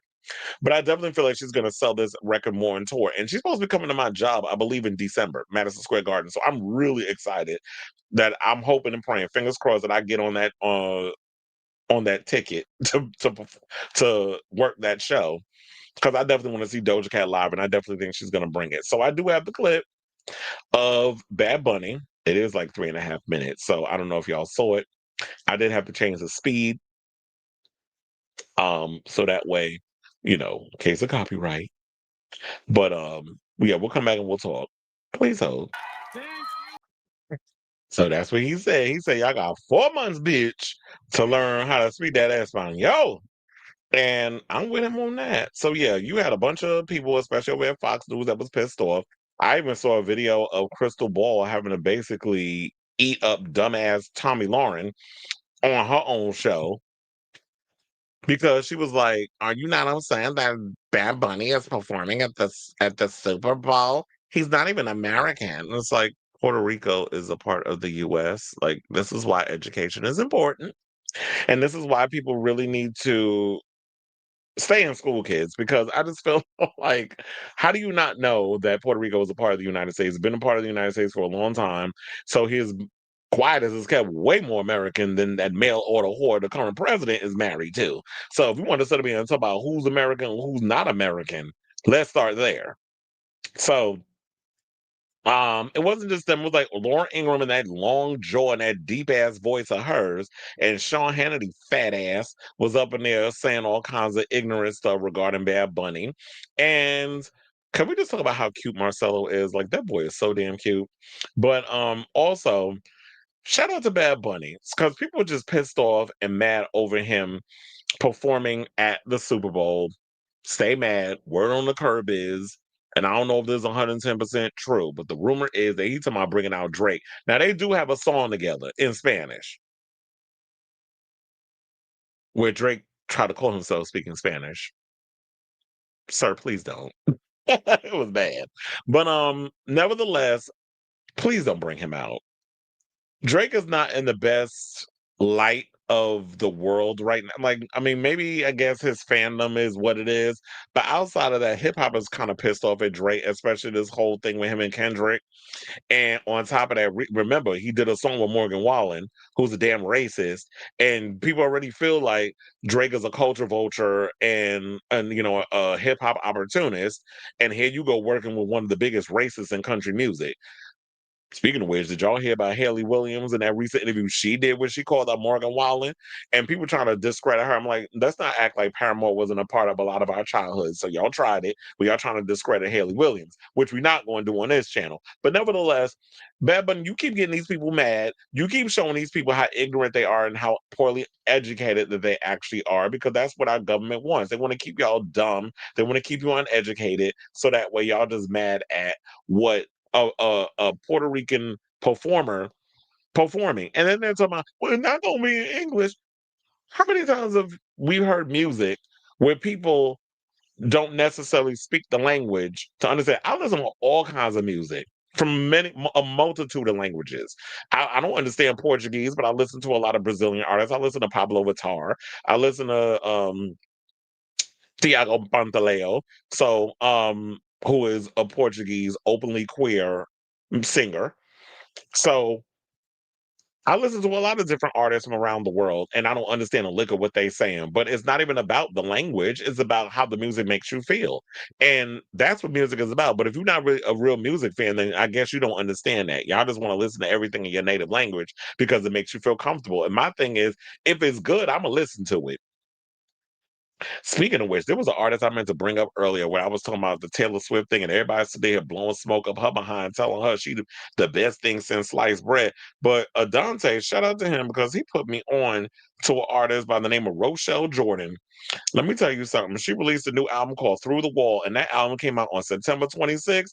If y'all want to be getting your life, listen to some good dance music and be pop dipping and spinning and having you voguing up in your house and busting a kneecap, oh, listen to her record. That sister had me pumping all throughout when I was listening to that record. So if you haven't heard of her, if you like artists like Lion Babe and that sort of thing, like definitely she will give you your life. Rochelle Jordan. And it kind of reminded me of Renaissance. One of my friends was like, "Ooh, that's fight word," because I said, "Child, it's the album Renaissance. Wish it was quiet as it's kept."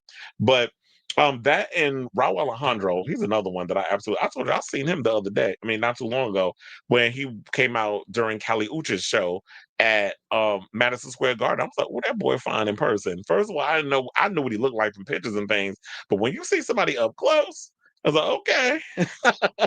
But yeah, Bad Bunny, keep doing your thing. And he's one of the most powerful and most, the biggest artists in music. So for people who try to discredit him and talk about, oh well, nobody in America knows who he is or cares. I'm like, really? Because I could have sworn that he sold out multiple nights at Yankee Stadium. He played a stadium show in the Bronx, in New York, for multiple nights. And it wasn't, I don't think it was the last album, it was the album before that. If I can't remember. I can't remember exactly what album it was, but it was recent where he's done stadium tours. He's not just worldwide. He is huge in America as well. So for people to try to discredit him, it's like just because you have not been paying attention to Bad Bunny, which I have since Champea came out. Like I've been a fan of Bad Bunny since his early stages of his career. When he brought out Ric Flair and all that other stuff in his music video, that's when I became a Bad Bunny fan. So um He's been doing this for a long time. He's built his career from the ground up. He is where he is because he definitely is changing the game in regards of like how reggaeton music and everything and incorporating different sounds and vibes and stuff in his music. And he deserves all the success. So for those who are trying to discredit him, it's just like, oh, you're just being a hater. If I want to put it in lazy layman terms. So yeah, I definitely want to hear from y'all. What do you guys think of this story regard? Did you see his performance on SNL? And also, what did you think of Doja Cat's performance and all other stuff when she performed as the musical guest? So, whatever your thoughts are, let me know in the comments down below.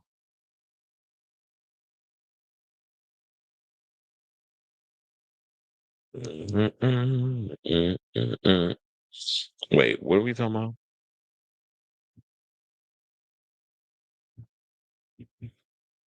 Is it amen or is it amen?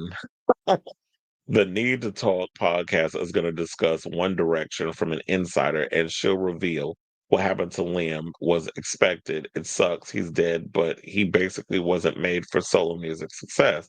Not everybody is, and I'm glad the members of the Backstreet Boys realized that before it was too late.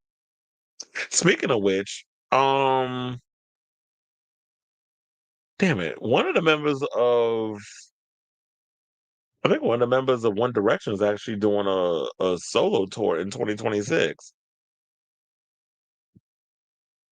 I wonder when Harry Styles is coming out with new music, where the other four has their own thing. Liam, one album copied JT in American R&B, but because he's British, it made British people look, and he was made fun of because none of his influences are British. Well, here's the thing: what I don't understand, there's a lot of artists I believe in America that are inspired by British artists, just like there are British artists who are inspired by American music. So why couldn't someone like Liam do American music if that's what inspired him? So British people making fun of him because his music doesn't sound like British music, I just think that's dumb. It's like people are inspired by what they're inspired by, and people need to just let artists be artists. But a lot of times artists are sensitive. So, it's hard for them to grasp a lot of that and deal with a lot of the insecurities that they hear from these people on social media who don't even know these celebrities, but got a whole lot to say. He said the fact that Tom and many others aren't aware. When I was watching that crystal ball video, that girl literally looked like just a deer in headlights with plastic ass Barbie doll hair. All these red state nut bags, these Trump support nut bags, and all their hair look like synthetic Barbie doll hair. From Charlie Kirk's wife, that her grifted ass, to Tommy. They all got that baby doll hair. And you said he'll be fine. They were pissed about Kendrick. But well, look, like I said, Bad Bunny, don't make it bad on yourself by bringing out Drake because he's not favored in a lot of circles, especially when it comes to mainstream hip hop at the moment. I don't know German, but I listen to Nina Hagen, and I've remixed songs in other languages.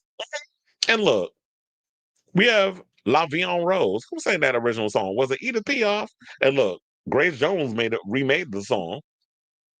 I like all different types of music. I don't just listen to music in English.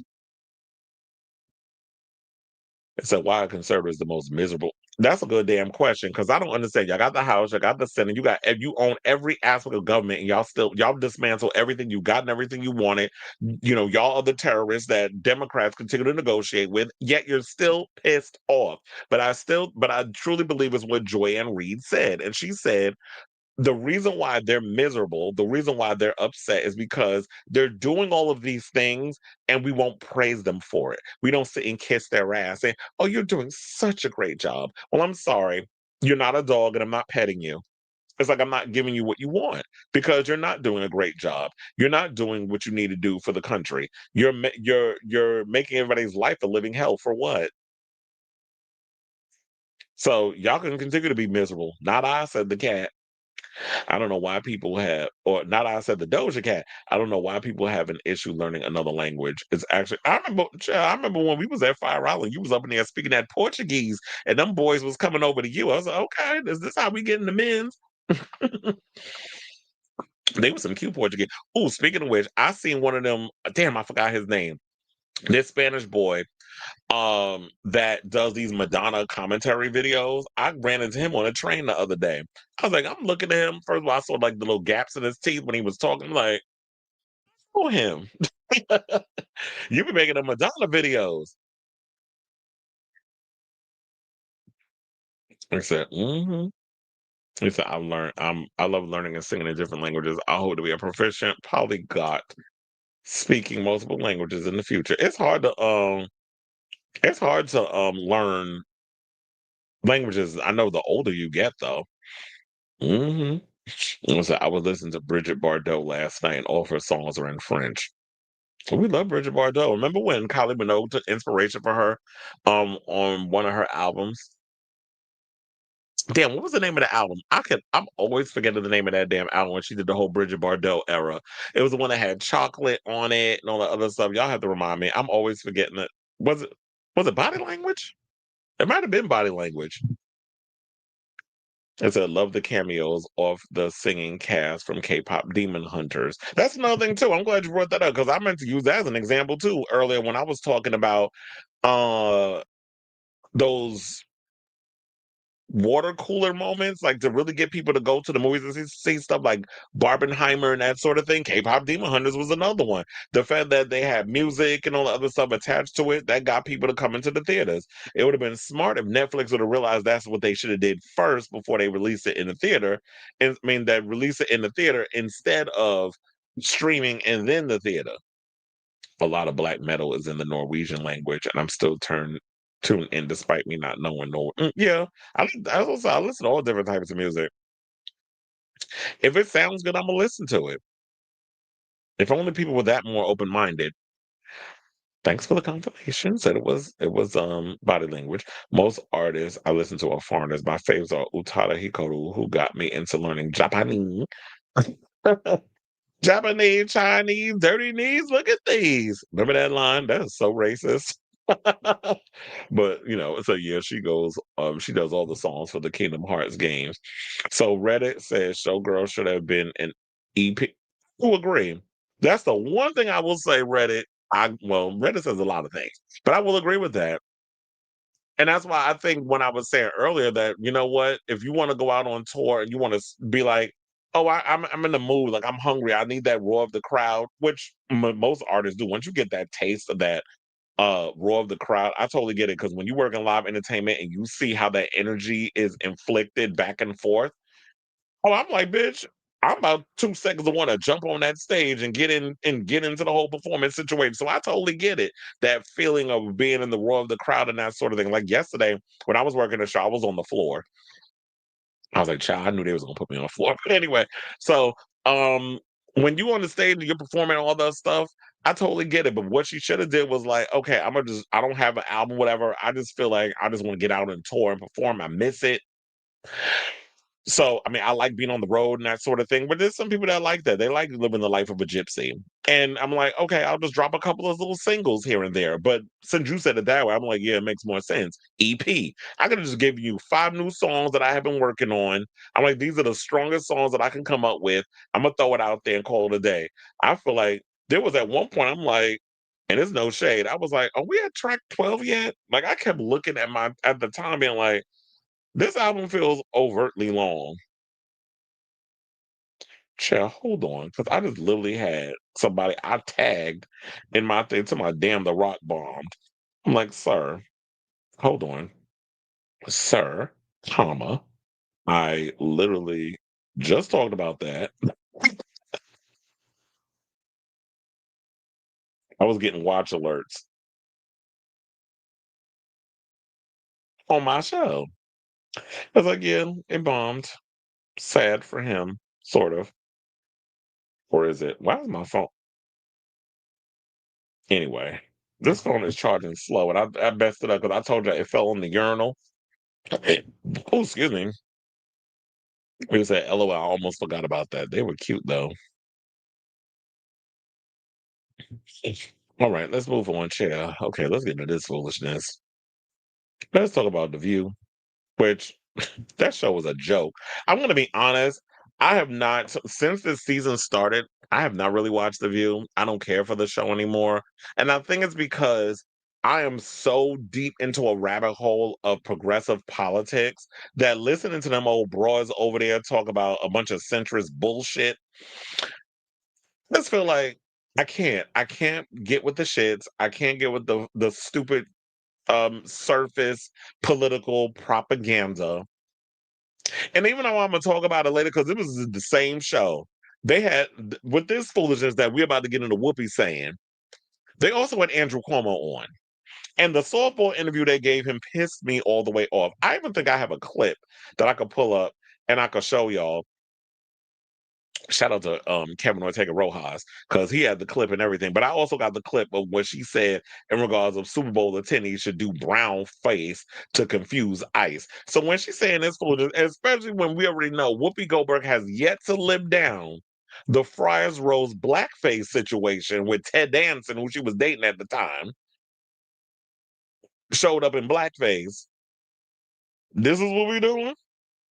And this is why I talk about when these rich people live in damn bubbles. So yeah, there was that, and then on top of that, they had Andrew Cuomo on. First of all, they was up in there with like trolling and dragging Zoran over old ass tweets he posted when he's been winning in every damn poll. To the point that we had Eric Adams, who was in fourth place, drop out.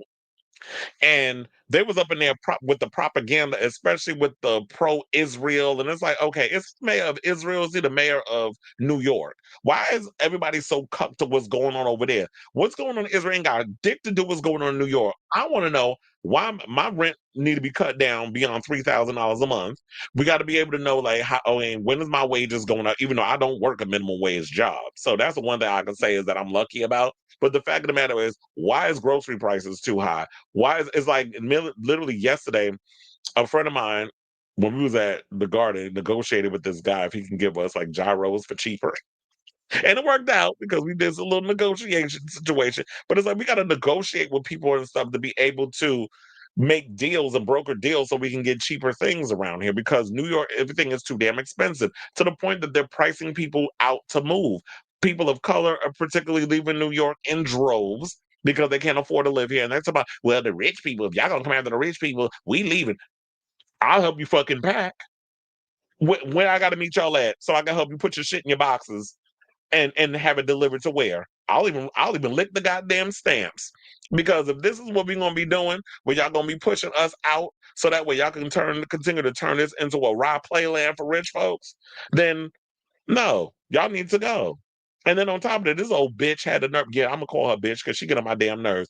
This bitch had the nerve to go on there on her damn show and talk about that y'all need to that they feel like the younger people don't show respect for the rich, and had the nerve to talk about young people are too dumb to know what they're voting for. This is why I can't stand her because she's always been doing this thing where she looks down and thumbs her nose at the younger generation, and that's always pissed me off about Whoopi. She's done it many a times in situations. I said, no, bitch, you must be talking about your fucking grandkids and your great grands because you cannot be talking about the many of 30 somethings or the 20, 30 somethings that are out here that are sick and tired of being taken advantage of. These kids can't even afford to like get a place for themselves to live on their own. And that's why I always laugh when I hear some people say, but you need to go out, you need to apply for this, you need to get a place. I was like, with what money? People aren't paying people any kind of living wage that they can afford to pay for their own apartment. And then on top of that, people think a one bedroom for $2,500 is a flex. Where? Why is apartment so expensive? Why is rent so expensive? Why is everything so expensive? Everything's going up except a livable wage. So people are trying to fight and keep their head above water. Then on top of that, they don't have medical insurance. They don't have all these other things. But what y'all gotta? But why would that bother you? Y'all are rich. Y'all don't have that problem.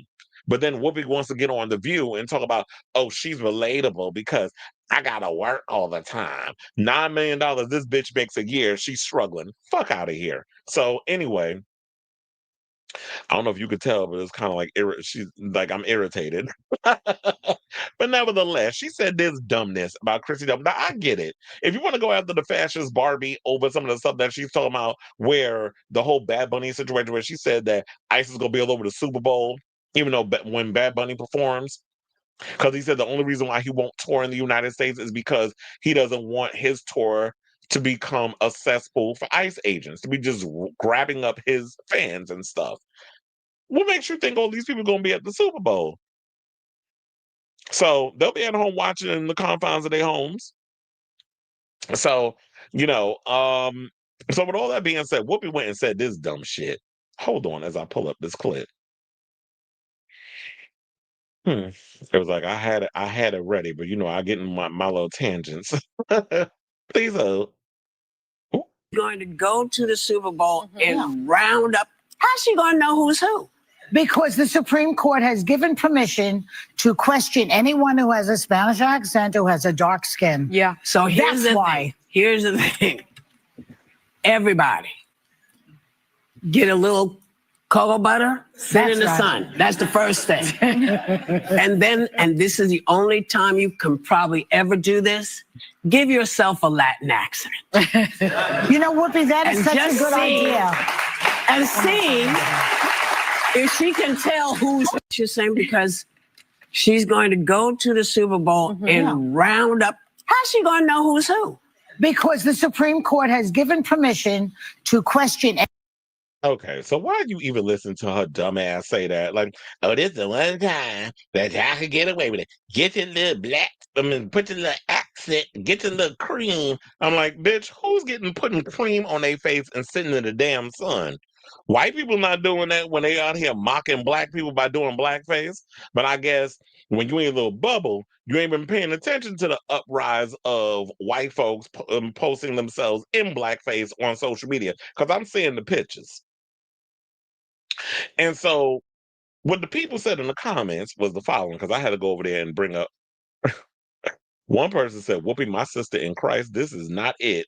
Another person said, obviously she's being sarcastic, but the real combo should be that hillbilly Kristi is threatening to send ICE to the Super Bowl while everyone on the right is bashing Bad Bunny for his comment that he fears ICE being outside of his shows if he were to perform in America. Sounds to me like he was exactly right. Well, it wasn't about him being exactly right. We knew that's what they were doing because Trump's administration is predictable in regards to this stuff. And it wasn't just only, they're just rounding up people that look a certain, or whatever the hell it was they were saying. Like literally what ICE agents are doing is swooping in and grabbing anybody. It's not about if somebody has an accent or they sound like they speak in a different language. It's based off of how you look as well. They just grabbing people and rounding them up, which I don't really be talking about on y'all show. Another person said, can you imagine the white folks who have enough to pay for the 4K plus ticket price be down to do anything in protest or solidarity? Doubt it. Then my friend DJ said, when I heard her say it, I was cringing like, damn, we love some Whoopi, but this wasn't it. And then another person, now why the F would she say that? Another person said, Whoopi, no, what if no one was targeted and there was no ICE presence? Huh? Somebody asked, Whoopi, is everything okay? And then they showed a picture of a meme of Denzel slamming the door in some white man face. Another person said, love her, but she's been a real mess lately, crying about how hard it is to be a millionaire to Mom Donnie, and now this. Exactly. That's what I was talking about. And then also someone posted what I posted saying she co-signed Ted Danson in blackface years ago, so this tracks. So then some people said, Whoopi is a comedian. Don't get it twisted. A comedian, really? Because I've yet to hear her tell a joke. Whoopi has been good at doing like sort of the stand-up stuff where she can tell a funny or she could tell funny little stories or whatever. But as far as like her getting up there doing stand-up like a Chris Rock or somebody of that name or Wanda Sykes, that ain't never been Whoopi's ministry. But one of the things I found entertaining also from Kevin, because he posted this, and this was what I had saw also. Hold on as I pull this up. He posted this. I was like, did it come up? Yeah, okay. So he said The View gave sex pest Andrew Cuomo the softest interview ever just days after they dug into Zoran Mamdani. They allowed him to lie about his relationship with Donald Trump, attack Zoran, and say young people are too dumb to understand what they voted for. Oh no, we know what the hell we voting for, and we ain't voting for your ass because you're not likable. And remember, once upon a time, your dumbass Nepo baby ass was a governor. And for you to sit up there and say that, it's like, well, we don't know what we voting for. But what about them old people that died on your watch when you was governor during the COVID situation? I'll wait. They bullied Zohran Mamdani over year-old tweets, but barely pushed Cuomo on the allegations of SA made against him. Instead, they listed his accomplishments and clapped for him. I wouldn't even want to torture y'all with the video clips. We'll watch one. Hold on. I did say if I offended anyone in any way, I didn't mean it. And I learned a lesson, a painful lesson, which is to be much more cautious about everything you say, any joke, any comment. I won't kiss a person on the cheek unless they initiate a kiss. So it taught me a lesson just to be super cautious, because there is a sensitivity that has evolved that is real. If people feel it, it's true, and it has to be respected. Okay, he's full of shit. Number one, it's like nobody's buying that foolishness. Well, I did say if I offended anyone that I apologize. It's like, no, because first of all, whenever somebody starts off, if I said anything that made you feel a certain type of way, if I did anything that made you feel uncomfortable, then no, that's not an apology, because you're not taking responsibility. You're not owning it.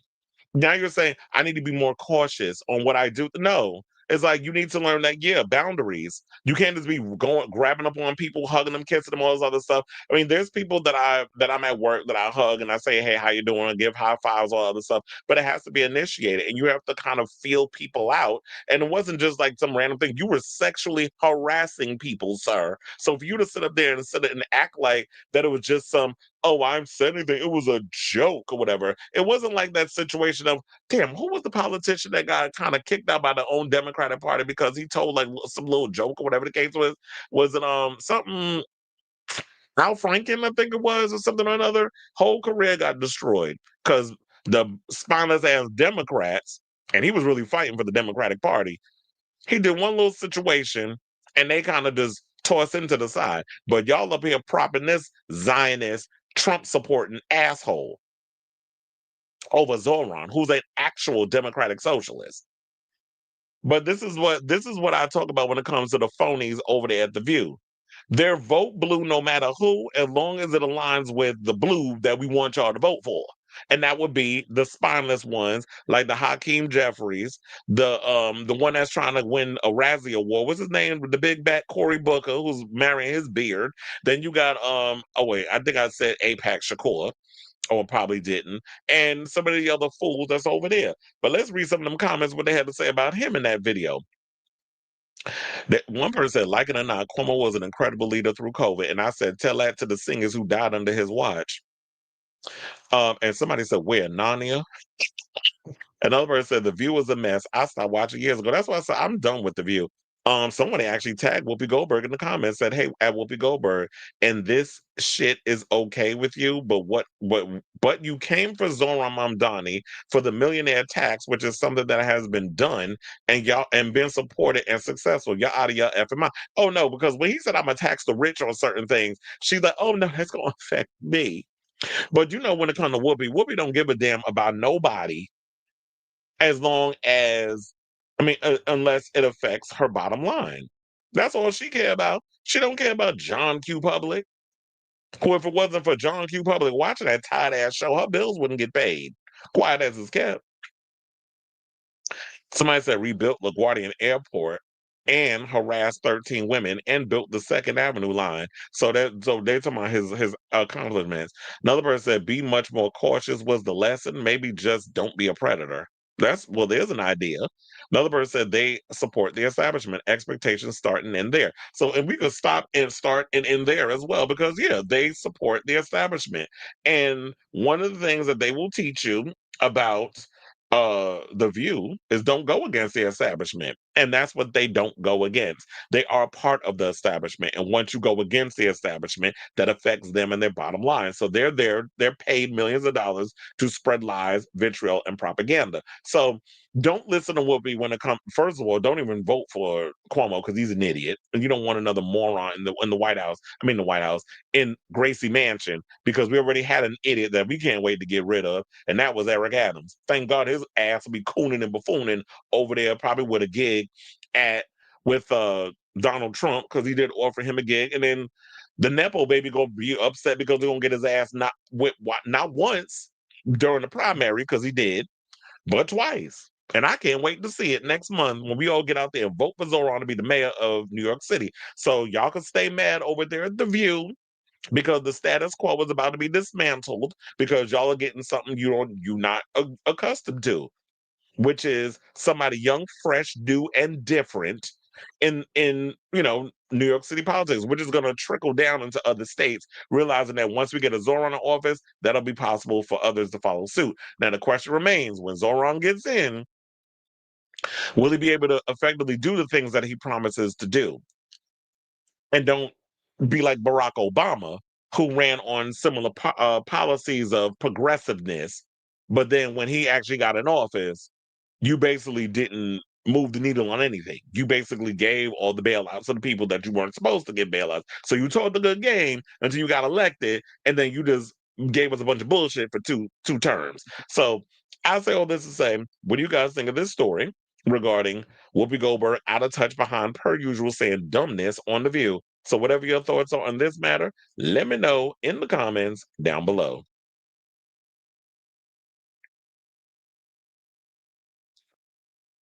Okay. Sidebar, what happened to last Wednesday's live show? It's not? Well, damn, I gotta check. There was one situation that happened. Hold on, because now I gotta go. Why am I putting in YouTube? I literally have it pinned. That I can go straight to it.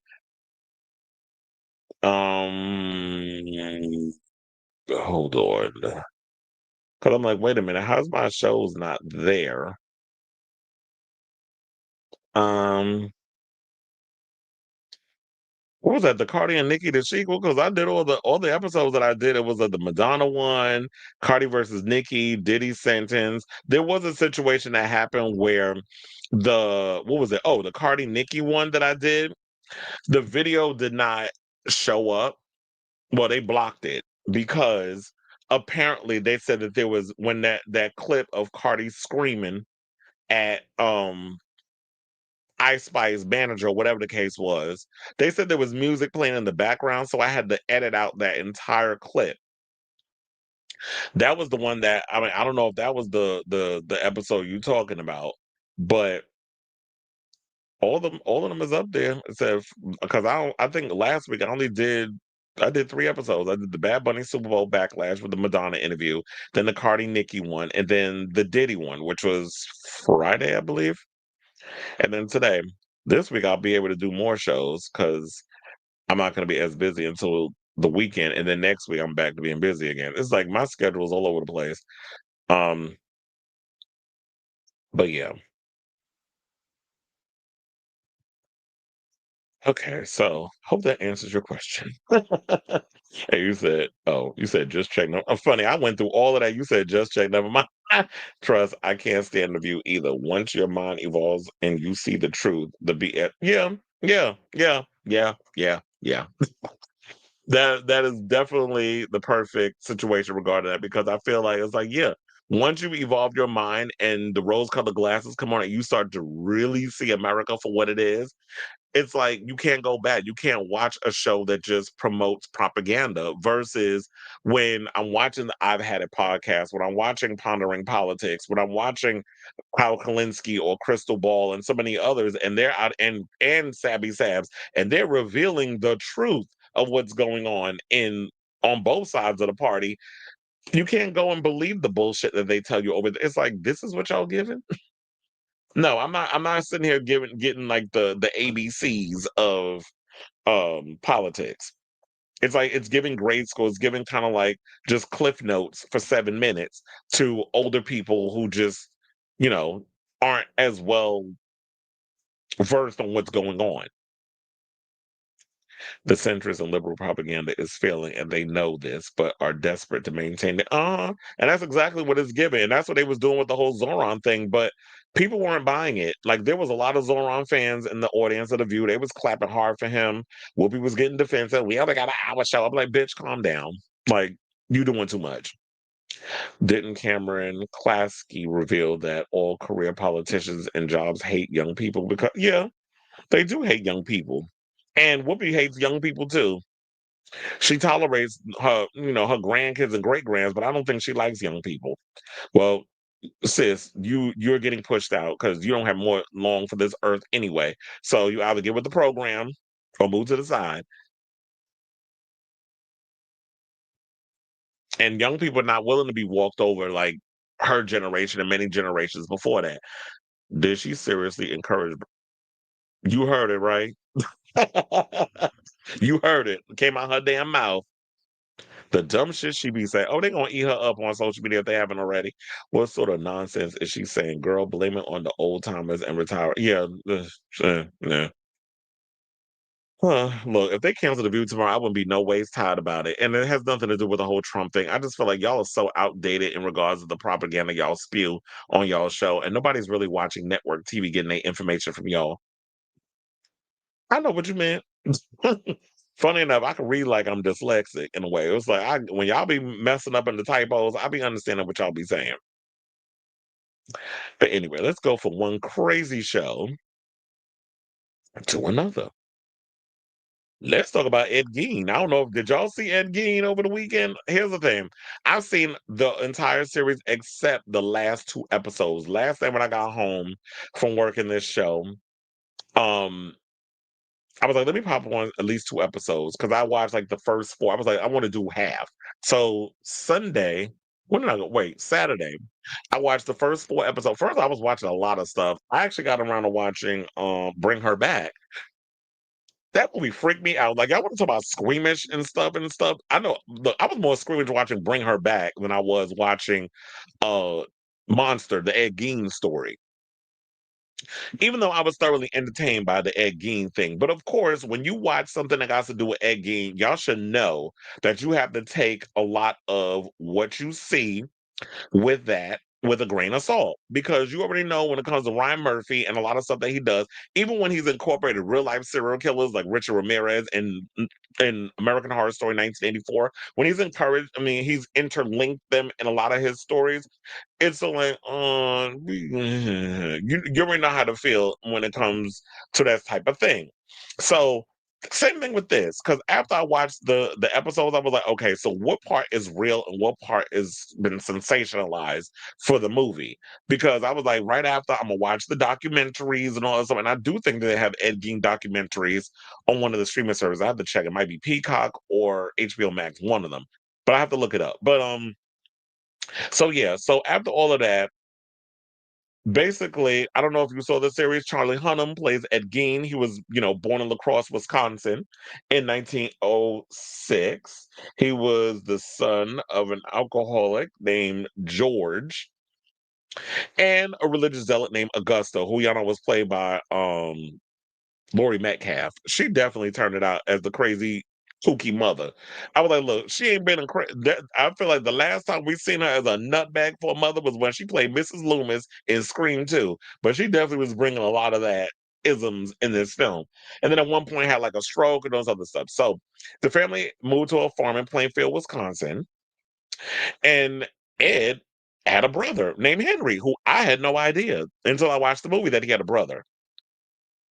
So yeah, they were deeply religious from their mother. Their mother hardly let them leave the house besides going to and from school. She read them the Bible, told them to fear the outside world as a sinful and dangerous place. Tell them, yeah, don't get a woman because women are whores and Jezebels and all this other stuff. She did mention all that in there. And we've heard many of women who always say, like, when it comes to when they talk about that, don't get with them whores and all that stuff. Like, there's a lot of them that get their kids so deeply indoctrinated in that crazy religion, using religion as a weapon or as a fear tactic to freak out their kids, which would make a whole lot of sense as to why Ed Gein was all fucked up, probably because of his damn mother. Now, they also said that George died in 1940, leaving Ed and Henry as the family's breadwinners. Both started working jobs off the farm, and Henry eventually married a woman from town, which was kind of confusing because then he said that he was going to marry the lady in the show, and then they made it, and then they implied that Ed may have killed his own brother, but that's never been proven. That's kind of been speculation. But his brother did die in a brush fire. They said that happened years later.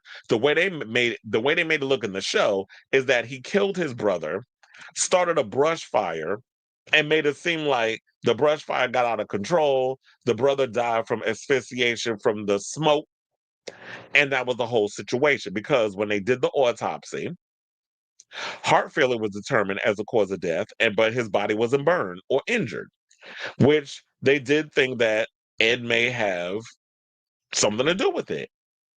But so then it says, shortly after Henry's death, Augustus suffered 2 paralyzing strokes, which intensified the isolation and the fact that Ed and her had to be codependent on each other. He basically was washing his mother, taking care of her. She passed away in 1945.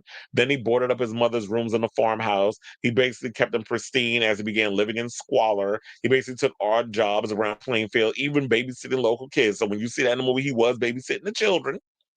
But then again, they said he killed the girl with polio, played by Addison Rae, in the show. And then he got caught up in these pulp magazines and violent stories about Nazis and cannibals, especially the woman Ilse Koch, who was a Nazi wife, who basically, I guess he got the idea of making lampshades and furniture out of Holocaust victims' skins. So he was doing it. He was grave robbing and basically skinning a lot of his victims, even the people he allegedly killed, and would basically turn themselves into furniture. Particularly how I think about, because I was like, how did he get caught? And I did watch into the episode of when he actually got caught, and it was the fact that he went and killed that hardware store owner, Bernice Warden. And after he made a purchase, she disappeared. And remember, there was another situation where it was like he killed the bartender, and it was implied that he did it, but they couldn't prove it. So they kind of let that go. But then the messed up part, and then they said that which I don't know if that was true or not, that her son was part of law enforcement. And so then they shared they searched his property. They found Bernice's body, basically skinned and decapitated, hanging in his barn. And then in the house, they found her severed head, heart preserved in bags. Around the property, they discovered additional bones, body parts, and human skins fastened into mass furniture and other trinkets. So, oh yeah, so they were talking about Mary Hogan. That was a tavern owner who had gone missing in 1954. That was who he admitted that he had shot. So yeah, so there was a part of that story too. So he admitted to that, and that was in the thing as well. So now, with all of that being said, because I want to put that out there, now there was some story that came around where a lot of excuse me, what do you call it? A lot of people who follow true crime, a lot of those true crime fans, they basically are slamming the movie or the show for its inaccuracies. So let's get into that. So his latest flick has been criticized by viewers for its creative liberties, with many frustrated by its fake storylines. The latest in the anthology series arrives on a platform on October 3rd and focuses on the convicted murderer, grave robber, and suspected serial killer. Starring Charlie Hunnam in the titular role, the 8 episodes explores Gein's heinous crimes. However, annoyed viewers have blasted Murphy for embellishing some of the facts in the case. Well, the fact of the matter was, here's the thing. Do we necessarily blame Ryan Murphy? Because he didn't write it. I believe Ian Brennan wrote all the episodes, even though they co-produce and everything. And they're behind, and Ryan Murphy is producing. So I guess he does have a hand in blame because Ryan Murphy is the bigger name. He produced it. He didn't write any of the scripts, which thank God, because I will say this, even though a lot of it was heavily embellished, I was thoroughly entertained. I even love the juxtaposition of some of the scenes of Psycho in some of the sequences. And even, the scene where you see Ed with the woman's skin, the mask that he made on his face, and then he's naked, he tucks his dick between his legs like Buffalo Bill in the House of the Lambs. That they even before those inspirational sequences came up, I knew what they was about. Even like the scene of where you see Addison Rae and then he makes his mother try to hit upside the head with that, what was it, the hammer or whatever?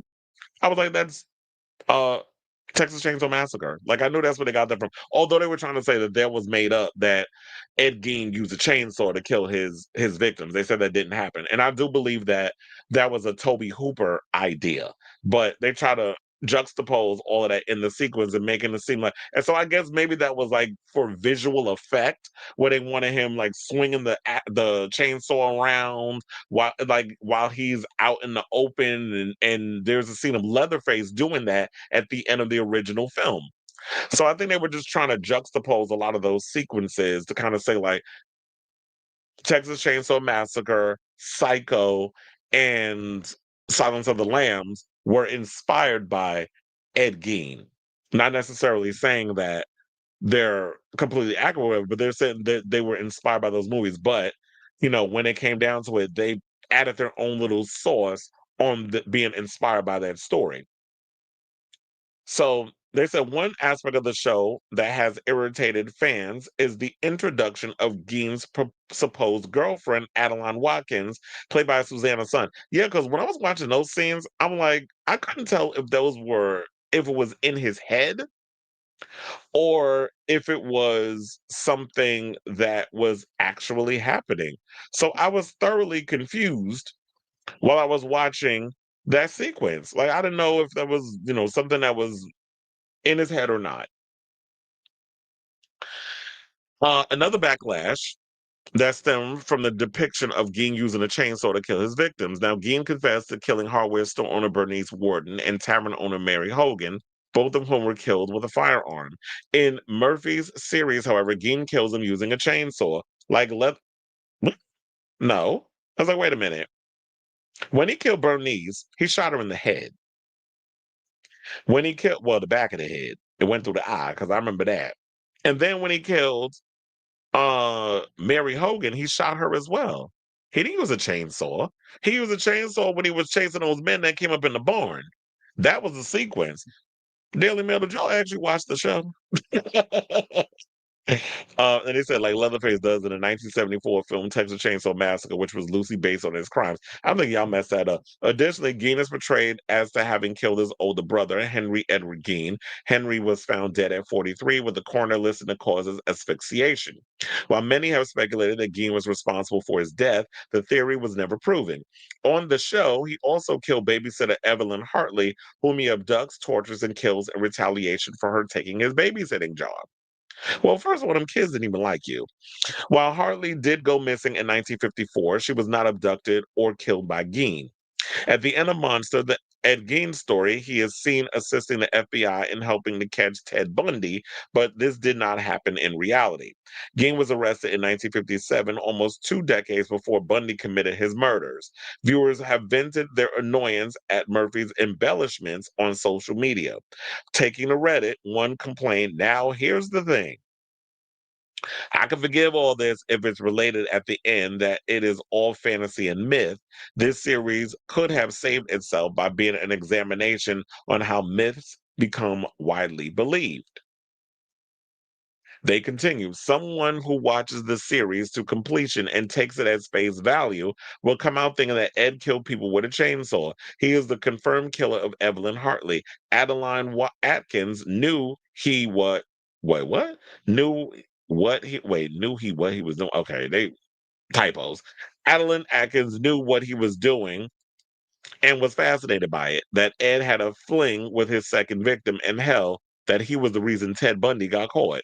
It's dog-ish, but I doubt I'll be able to keep anyone from watching." Another wrote, "I knew Murphy, embellished some things in Dahmer and the Menendez brothers, which for Dahmer was for sure making it seem like one of the victims was dating him, but there was still a lot of truth to what the series depicted. However, the Ed Gein story is just so far from what happened. Making Adeline an accomplice, being involved with one of the victims, killing the babysitter because she stole the job, and the fact that so much of the show was about Adeline being an accomplice too is just asinine. I never expected this to be fully based on facts, but to have this much creative liberty is going to have people thinking it's all true. Super frustrating. They didn't have to do all that. It still would have been a great series." A third slammed, Ryan Murphy doesn't care about facts or any victims of his series. He sensationalizes, romanticizes, and glamorizes real life killers and makes them hot. And what I don't, they said his ideas are good for maybe 2.5 seconds. Then he has to take someone else's story and make it his own. Got to make that green somehow. You want to know something that's kind of like my bitch that I've been saying about Ryan Murphy for the longest. And another thing I was saying, like, this is as well as like, these are real life people that you're writing about. So when you're sensationalizing stories that have no weight, merit, or fact, doesn't that affect the family in some sort of way? Like, I would have been suing. Wait, wasn't there a bunch of people that sued him over the Jeffrey Dahmer thing? I wonder what happened with those cases. Did they go through? Were they dismissed? Did he pay them off?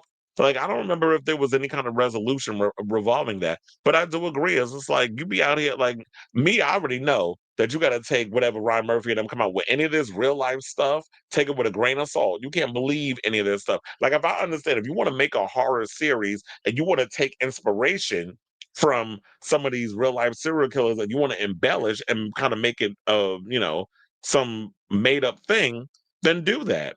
But I know like a lot of people will go in thinking that what they're watching is the truth, what they're thinking that all of this is accurate. In fact, when I watch it because cinematically, visually, it looked good. I definitely thought that they did a phenomenal job with the filming and the direction and stuff. But if you want the real deal of the situation, you got to watch these shows on you got to watch documentaries because that's the only way you're going to get the reality of who Ed Gein was. So in a separate thread, one posted, why couldn't they stick to just the facts in this case? That is enough to be a great series. All the fake storylines just take away from the series, in my opinion. Another Reddit user branded the show much more historically inaccurate than I expected, saying they take way too many artistic liberties. I even Googled some of the stuff he supposedly did, and a lot of it never happened. The show invents characters like a romantic interest, suggests he influenced or consulted in other crimes, exaggerates his psychological state, and misrepresents his family and relationships. Anyone else find it tonally all over the place, like half thriller drama, half accidental comedy. I wanted to like this because the Monster series was intriguing and I learned stuff about Dahmer and the Menendez brothers, but this just feels like modern Hollywood slop. Agreeing, another commented, it was terrible in so many ways. Most of it was completely fictionalized and not all of what happened. It went on so many ridiculous tangents and jumped time back and forth for no apparent reason. In the end, comically bad. Please stop giving Ryan Murphy the green light to keep churning out Z-grade horror porn. Um, so yeah, like I said at the end of the day, take it with a grain of salt. Y'all know what it is when it comes to uh Ryan Murphy, and whenever he takes on these type of stories, y'all know what it is when it comes to him and all that. And I always say, like, um, in the future, I just feel like what we need to do in regard to this is like, yeah, if you watch any more of these videos, because he's about to do one on Lizzie Borden. That's the next one that he's currently working on. And when that comes out, we'll be here doing the same conversation about the same thing and the same situation. Now, I will say this. I will give it up to Charlie Hunnam and I will give it up to Laurie Metcalf because I thought they did a phenomenal job as Ed Gein and his mother. And I definitely love the idea. You know, it was another one that I was wondering about as well. I want to know if um I want to know about the stuff with Anthony Perkins. Because remember, there was also sequence. I almost forgot to bring that up. Like with the when they were talking about the stuff with Psycho, and there was a whole storyline about Tony Perkins, who was a closeted homosexual, even though he has children. His son is a filmmaker, made Long Legs, a bunch of other movies. But this was like the big breakout role of his career. And um there was different metaphors I noticed when they were talking about in regards of like the monster. So the monster being homosexuality, the fact that he was in the closet, it was, either his career or the other. And I was wondering, what's the other actor, because the person that when in the beginning when he was having sex with the male that was in the film, was that supposed to be Tab Hunter? Because I don't know if they mentioned a name. He kind of looked like him. He looked like Tab Hunter in that scene. But seeing like the when it was about the monster and the secrets that you hide in, why he was relatable and playing this part, and then you saw like the scenes of Alfred Hitchcock being a peeping Tom looking through the hole, which of course you see was the inspiration for when uh Norman Bates was peeping in on Marion Crane when she was in her room or whatever. Okay, when he gave her that special room that he puts the people in that he's infantilized by. So there was a lot of that was going on. So it was a lot to break down. And then of course you see with the mask with the bullet in the head and how he made it was given. I don't know why I thought that was Michael Myers at one point. But yeah, so we already know like when it comes down to it, how you need to just take on dealing with any kind of Ryan Murphy production is basically with a grain of salt. You can't take it as fact. A lot of it is embellished. A lot of it is BS. A lot of it is just he pulls stuff out of his ass or takes them other places and people be side-eyeing it. And we have these same arguments every time he puts out a program. And so that's why I said at the end of the day, once you're done watching this thing and get it out of your system and watch it for what it is, watch the documentaries right after that. So that way, if you want to know the real stuff that went on with these serial killers, you get the real tea from the real people who had the real facts. So I say all this to say, what do you guys think of this story? Did you see Monster, the Ed Gein story? And what were your overall thoughts? Did you like it? Did you not like it? I know it got massacred on Rotten Tomatoes. It got low numbers, but Rotten Tomatoes, schmatos, whatever. I mean, people like what they like at the end of the day. So let me know what you guys think of this story in the comments down below.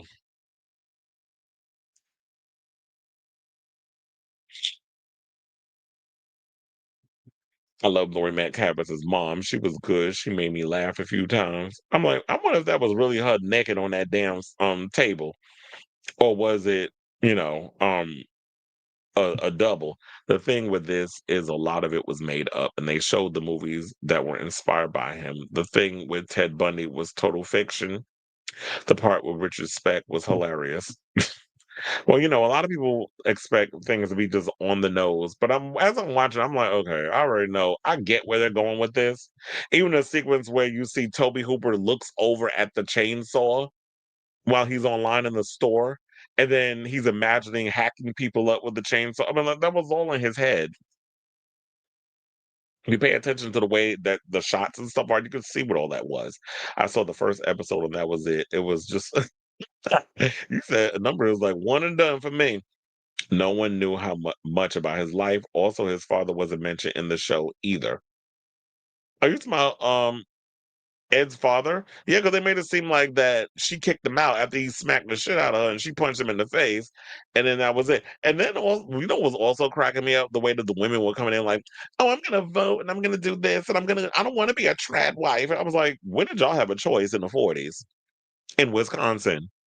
I was not buying that. I was just like, women were really being that type of rebellious back in those days when women didn't have really a lot of rights to vote and all that other. Like, I wasn't buying that. Y'all were trying to bring a lot of this progressive feminist power into a time where that wasn't even reality.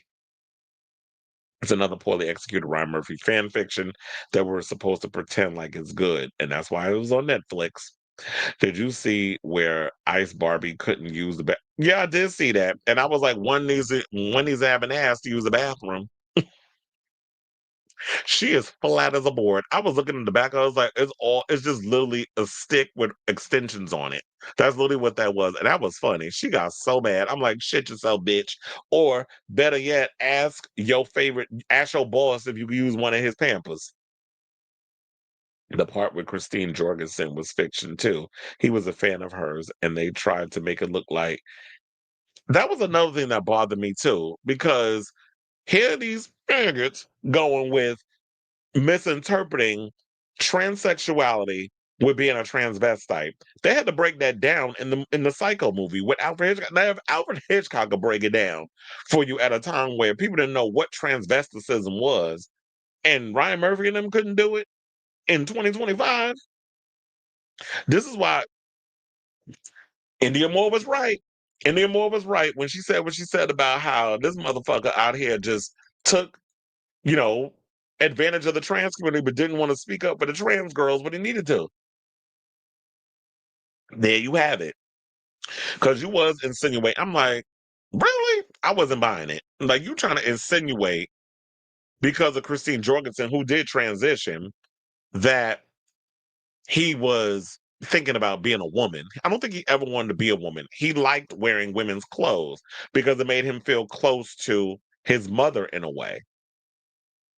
So it was that wanting to connect because, like he said, she loved his brother more than she loved him, and he did anything to please his mother. So even down to the I want to wear her clothes to feel close to her, that sort of thing. People deal with a lot of crazy things in a lot of crazy ways, and I've always been fantasize.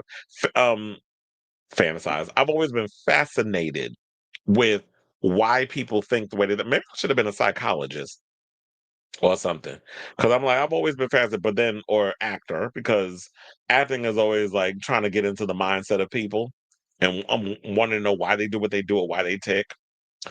Since the Tina Turner biopic, I wonder why it's not illegal for Hollywood to completely fabricate events and they had to take it from the book, and she wasn't here for the sensationalism. So Tina Turner was. But speaking of that, speaking of which, shout out to Tina Turner. Her son passed away, Ike Jr. I heard about that, but also I feel bad for who was the one that came with that ugly statue of hers. So send it back. Yes, Bernie's son was a cop, but he didn't stay in the force long because he was traumatized seeing his mother like that. You know what? I had no idea that Ed Gein lived to 1984. I was like, damn, he lived a long time. Oh, so he was a cop. You saying he didn't stay on the force long? Oh, because he was there. So he did go and look into, and it was dumb on Ed Gein part. But I guess sometimes when you be going around killing people, you get a little cocky and you get sloppy, and you're not thinking about it. It's like, wait a minute, you killed the mother of someone who you knew that was a cop. You don't think he was going to investigate? Like where my mother at? Mm-hmm. They say he should do like Eileen Wuornos. I don't know if he would do Eileen because after we already got the movie with Charlize where she got the Oscar. I don't know if you want to mess that up, especially because people will be comparing the show to that movie. So I don't know if you want to touch that. Also, did you know Henry Winkler's son was the director? Funny enough, I didn't even pick up on that because of the last name. He should not speak in public. And who did his makeup? Wait, who are you talking about? I'm lost. First of all, also, I want to know this. I need to hear are there videos out there of Ed Gein talking? Because I was like, what was that accent that Charlie Hunnam was doing? Well, I don't know if I agree with that because he definitely transformed into that character. Charlie Hunnam, I do think he's a good actor. He even said something. Ed didn't talk like they had Charlie talking in the show. Yeah, that's why I was like, I don't know why you did that. Why was that voice was a choice? Did his son really have to say if his father was a homosexual? I mean, we all kind of knew it. There's plenty of legendary stories about Anthony Perkins having sex with men back in the day.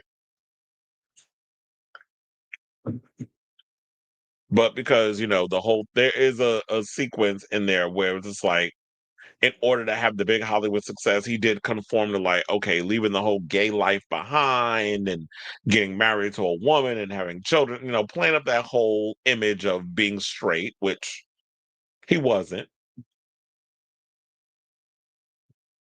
Lori Metcalf played a crazy housewife in an episode of Desperate Housewives where she found out her husband cheated on her and she held people hostage in a grocery. Well, damn. I'm like, you took it back with Desperate Housewives. I don't remember that episode. Oh, you talking about Desperate Housewives you just finished rewatching? Mistress Isabel Brooks got hate crimed in her most recent video at a casino in Vegas. F slur and T slur because she was dressed as a first. Oh, I need to look into that, and I'll probably bring that as a story tomorrow. But first of all, who's still in Vegas? Vegas is nobody's in Vegas right now. Tourism is down, and people are still hate criming people in Vegas. I mean, looking at his real picture, who would let him watch That's what I said, because it looked crazy. There's no way in hell I'm letting you babysit my kids. And that's why I found it funny during that scene where Adeline allegedly brought him over to the family because the girl with polio was in the hospital. So she brought him over to babysit and was like, I can't do it because I'm busy doing something. And the mother looking at him like, and it's like, you going back and get your better judgment. Like, there's all kinds of wrong having that man around your children, but you let him babysit your kids anyway.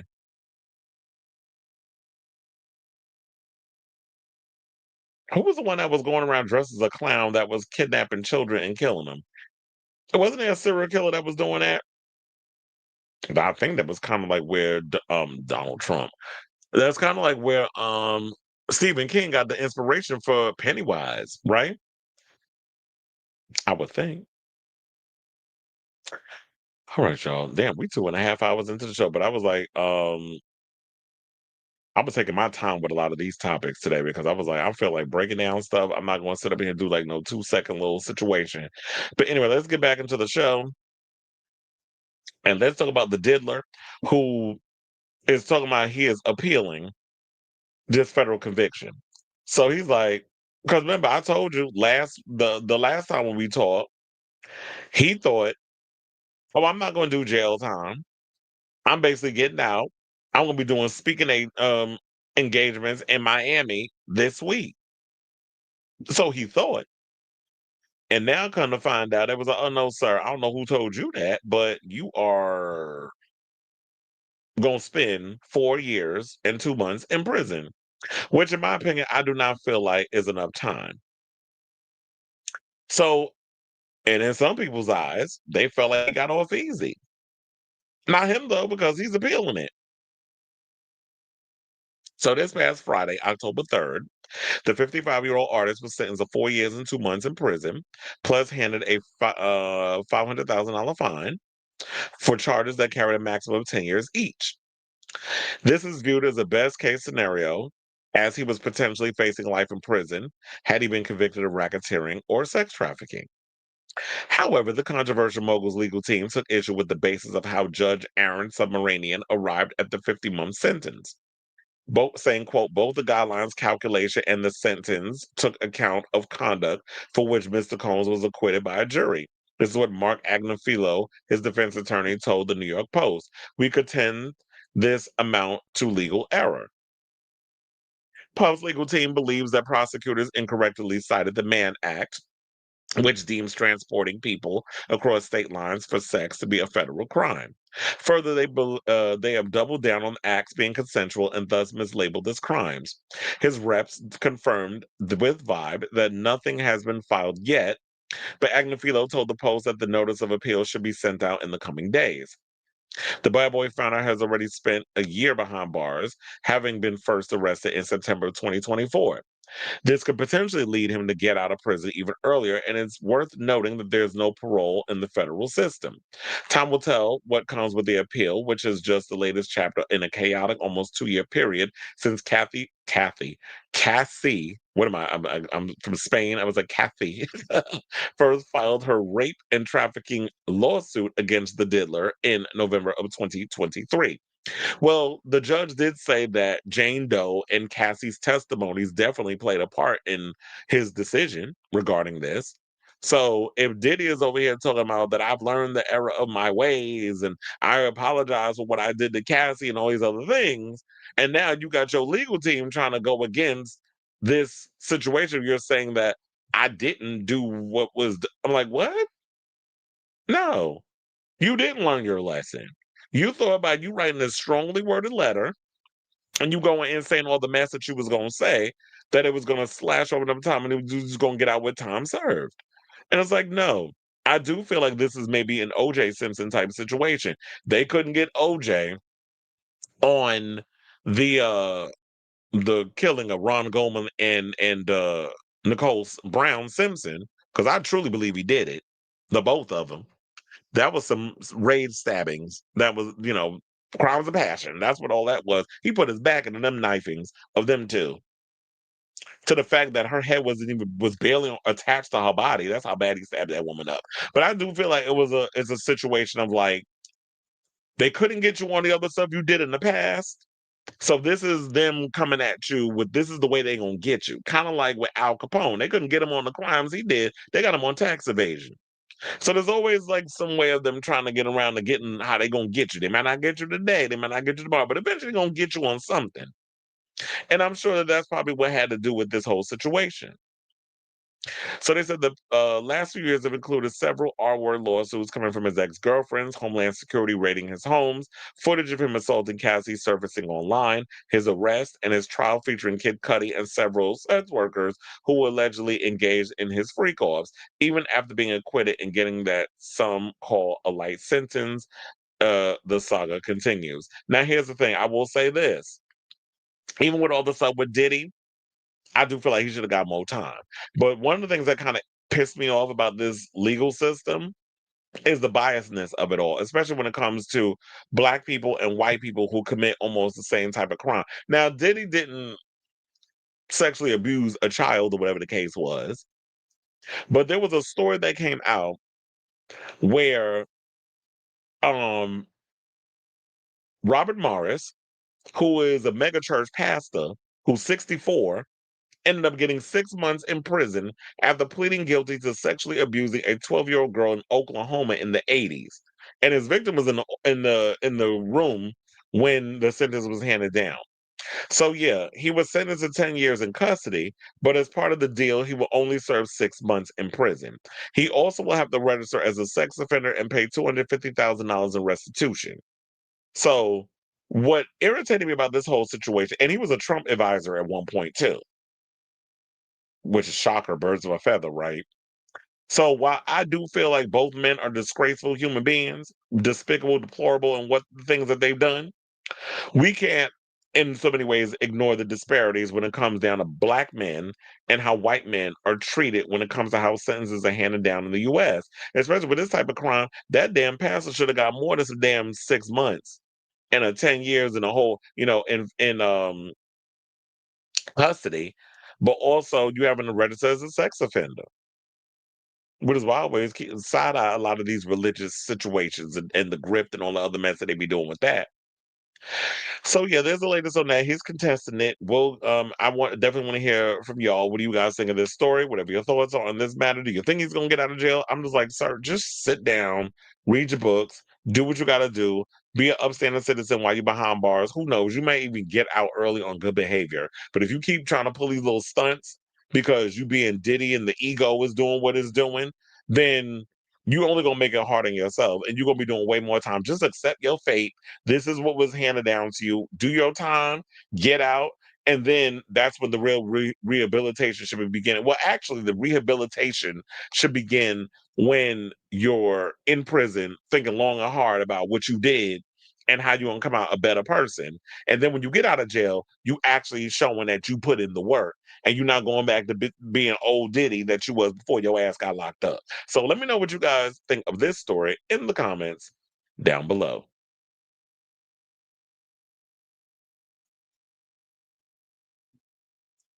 Okay, so let's see. Oh yeah, I read that one already. Read that one already. I mean, looking at his real picture, who would let him watch? I read that one too. He said Addison did a good job on the show. John Wayne. Oh, it was John Wayne Gacy. Thank you. That's what I was saying. Like, the clown situation.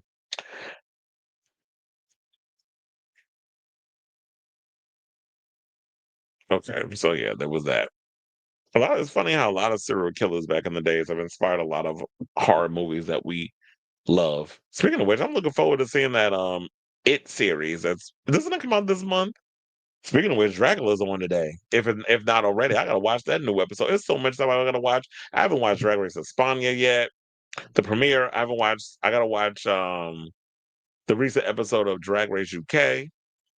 It's a lot of drag shows I gotta watch since we was talking about Mistress Isabel Brooks. All right, y'all. So now let's get into this Suge Knight story. So since Diddy has been locked up and his sentence has been brought down, upon him, where he's going to be spending 4 years and 2 months in prison, or to be specific, 50 months behind bars. Suge Knight recently did an interview with the Art of Dialogue, and he reacted to the Bad Boys prison sentence. More specifically, he compared Combs' sentencing to what Suge experienced in his 2015 hit and run case, a conviction for which he continues to serve time. So I do have the clip, well, courtesy of Art of Dialogue's own page. We're gonna play it, and we're gonna come back, and we're gonna talk. Please. Suge, I gotta ask you, man, how you feel about Diddy getting 50 months? Well, as far as Puffy concerned, it's a great day for him. It's even a better day for his family, you know. His mother, shot goes out to his mother. She gets to spend her days with her son, soon back on the streets, and he got daughters. So that's always a great day for the family. Overall, though, it's not surprising. You know, we do all know one thing, like I said before.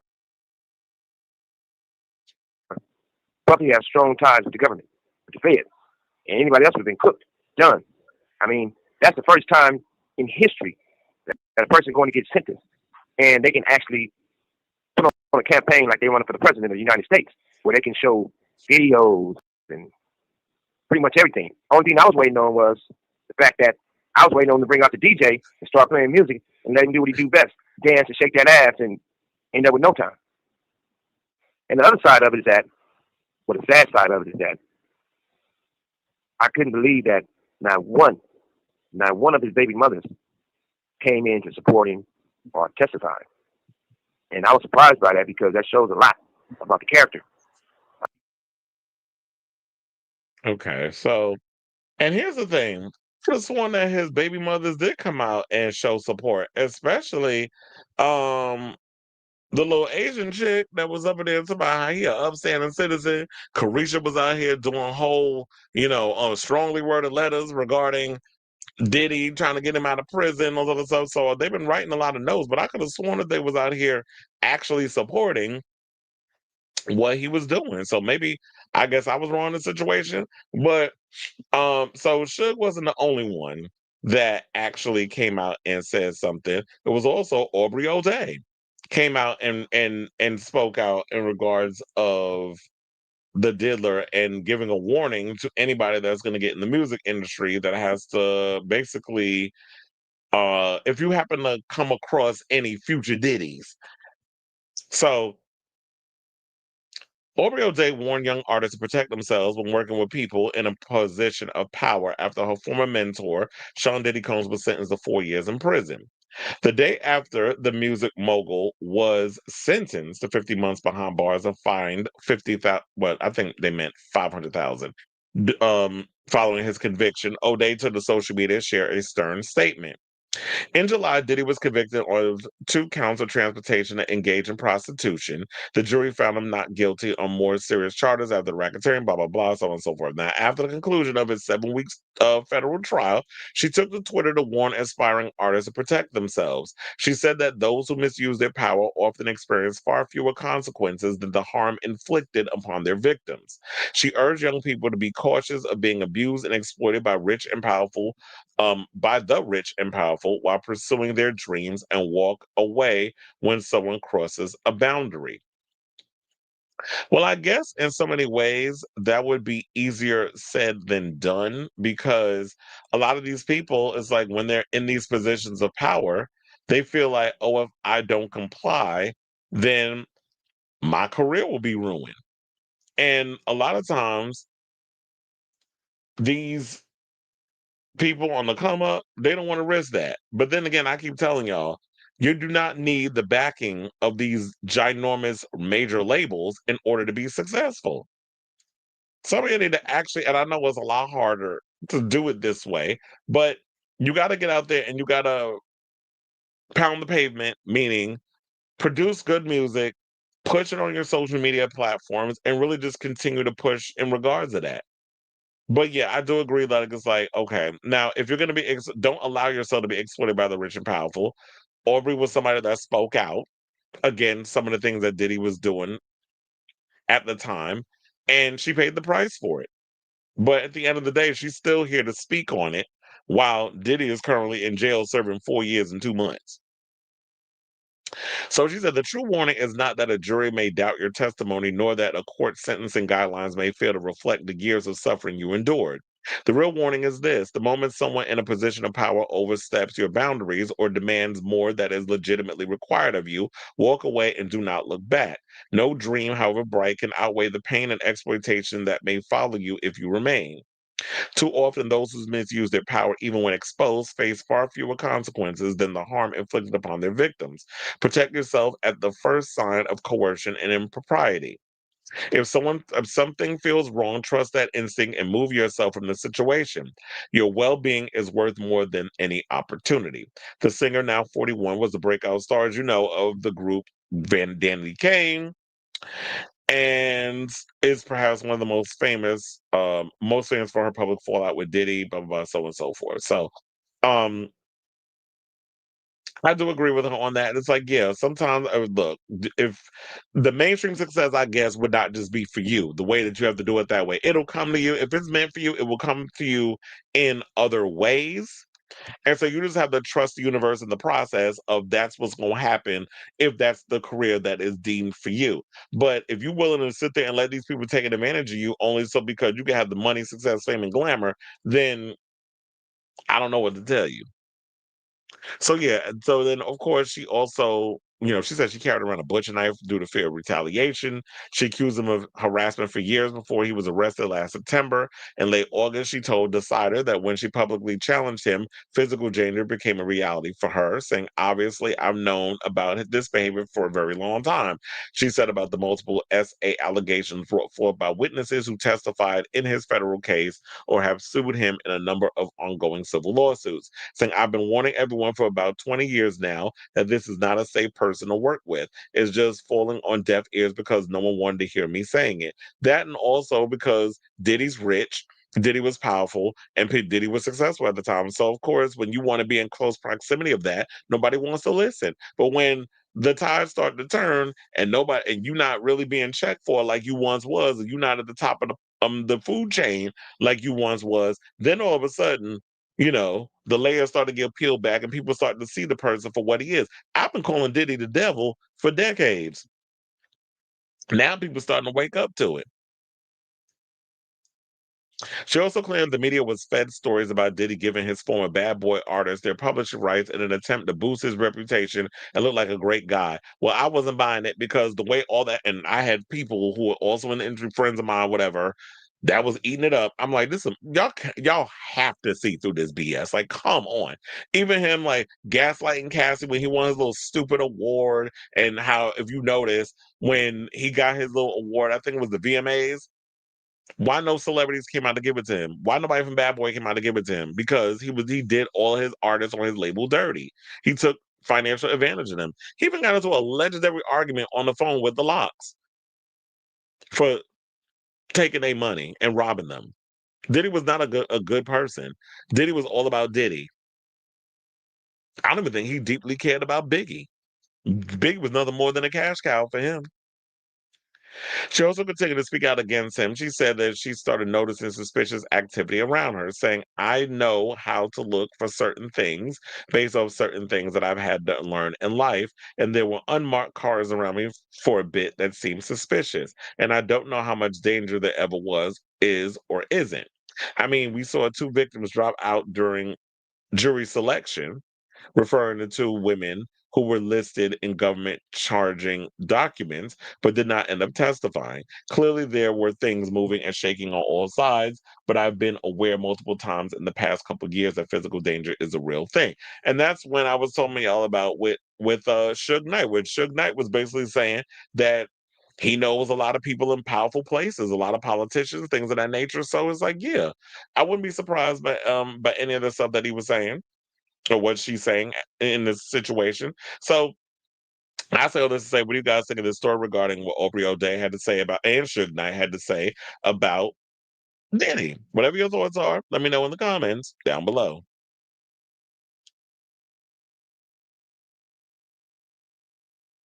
Yeah, I mean, that's what she was kind of saying. Her and Cassie were both saying that if he gets out there, scared of like possible retaliation.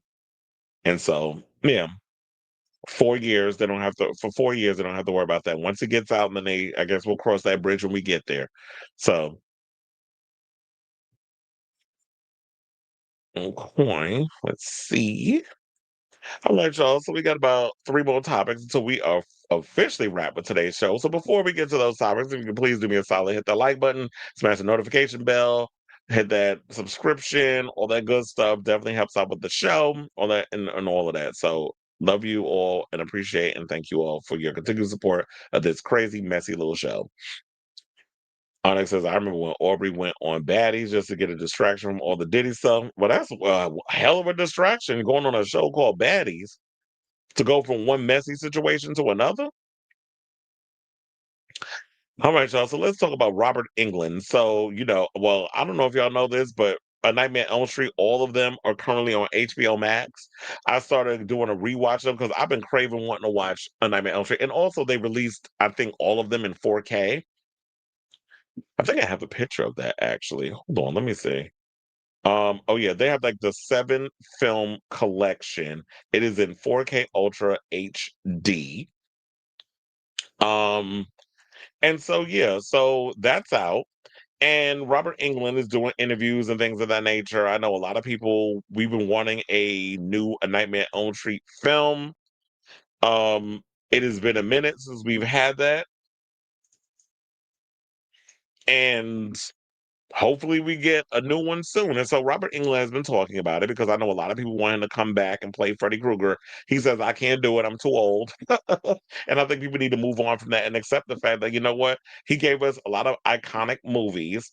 And we can't just sit around and expect Robert Englund to come around and just play the same character forever because we love that role and the role that he's played so much is one of the best roles of his career. We need to kind of revamp and move on. So, as far horror fans, wait for New Line Cinema and Warner Brothers to find a way to revive, which makes sense as to why A Nightmare on Elm Street is on HBO Max because they're part of Warner Brothers to revive Freddy Krueger in a new reboot of A Nightmare on Elm Street. One of the most important figures in the franchise has decided to contribute by sharing a great idea.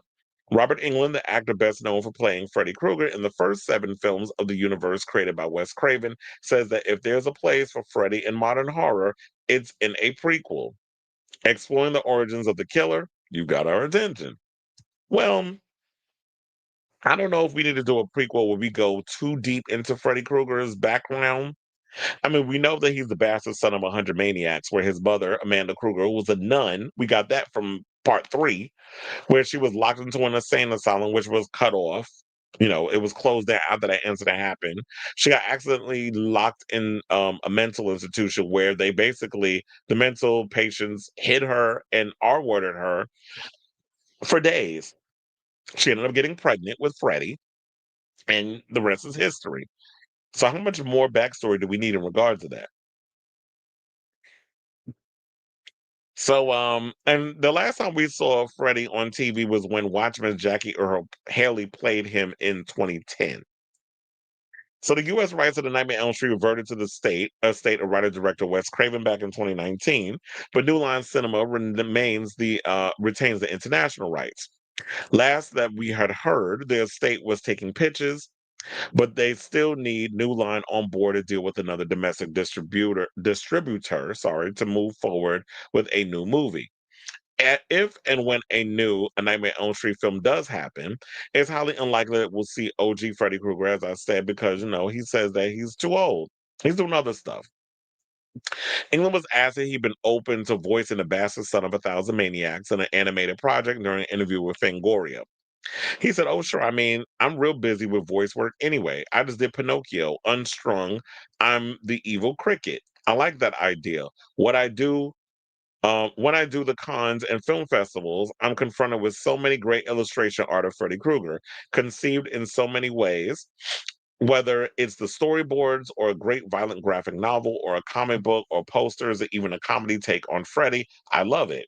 In a separate interview with Bloody Disgusting, Englund discussed the possibility of another actor taking over as Freddy while addressing a rumor that Kevin Bacon may have been eyed to play the sadistic Dream Demon. Oh, yeah, because I remember hearing stories that Kevin Bacon was in talks to play Freddy Krueger.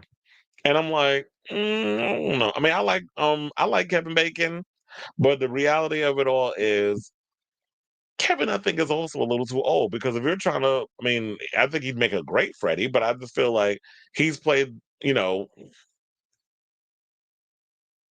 talking about if you're going to do a Nightmare on Elm Street, you want to have it.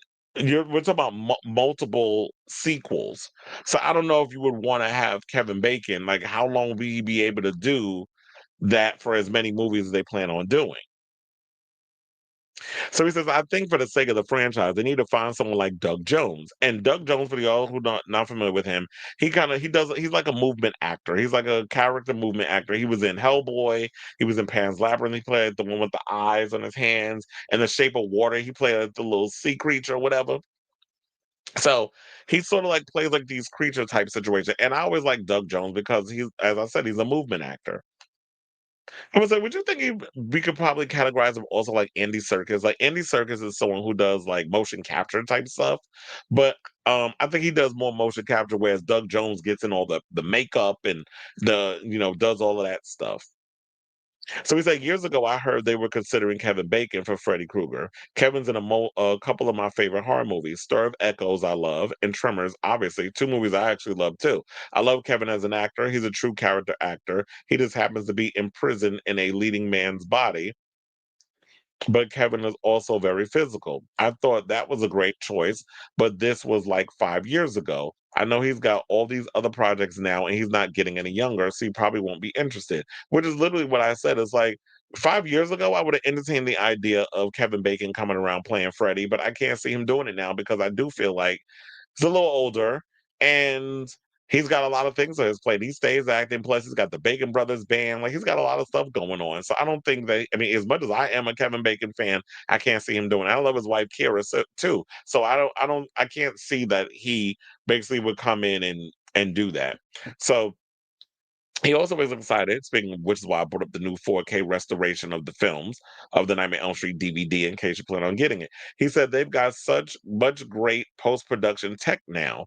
It must have been really exhilarating for Rachel Talalay and Jack Shoulder and Chuck Russell and Rennie Harlan and everybody to get to go in there and really clean them up and make stuff look exactly the way they had imagined it when they were shooting it.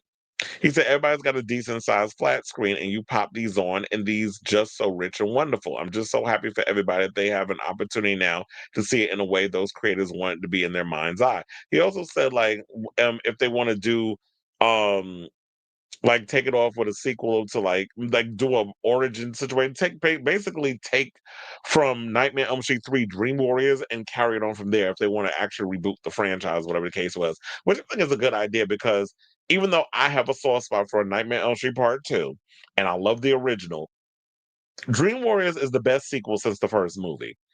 I still hate the fact that y'all killed off Nancy. Y'all got to find a way to bring Heather Langenkamp back. And on top of that, one of the things that disappointed me too, which I was like, wait, how did Nancy not realize this? The end when her father comes in and was like, I wanted to come and say goodbye before I crossed over. I'm like, how would Nancy have even known while she's in that dreamland that her father may have died at the hands of Freddy? Because she knew that the psychiatrist was going to go have a talk with the father to go find Freddy's bones and bury him on sacred ground with the holy water and the cross and all that other stuff. And don't he come back in part 4 by a dog peeing on his grave or something? So he also said that New Nightmare is his favorite installment in the franchise, and Freddy versus Jason is his favorite one to watch. I know people shit on Freddy versus Jason. I love that movie. I had such a good time with that film. I went to the movies to see it. So I love Freddy versus Jason. I have a good time with it. I thought Kelly Rowland, everybody who was in that, did a phenomenal job. I like the whole Hypnosil type of storyline that they did. I totally forgot. They said at one point, damn, who was it? Brad Renfro was actually supposed to play um was supposed to be in that film. But because of stuff that was going on in his personal life, he was recast with Jason Ritter. And I think Jason Ritter did a phenomenal job in the film. And I think it's because the director said he had worked with his father, John, in the past. So that's why he brought him in. And Brad Renfro, we all know, great actor, but those demons of his and the drug use and all the other stuff, the stuff that he was going on in his personal life, it just such a great talent gone. So him and River Phoenix, two amazing actors who just their demons got the best of them. He also says that his favorite kills was I love Tina on the ceiling in part 1, but I also like the boy with the hearing aid in part 6, even though that movie was terrible. But I do like that's nice hearing from your Carlos. I do love that scene. And then of course he was like one of his iconic lines. Of course, had to be from, and I knew this before I even read it or watched the interview. But he said the classic "Welcome to Prime Time, bitch" from Dream Warriors. But he said that it used to be that, but now it's "Don't Worry, Princess." The first time tends to get a little messy, and that was from Freddy versus Jason.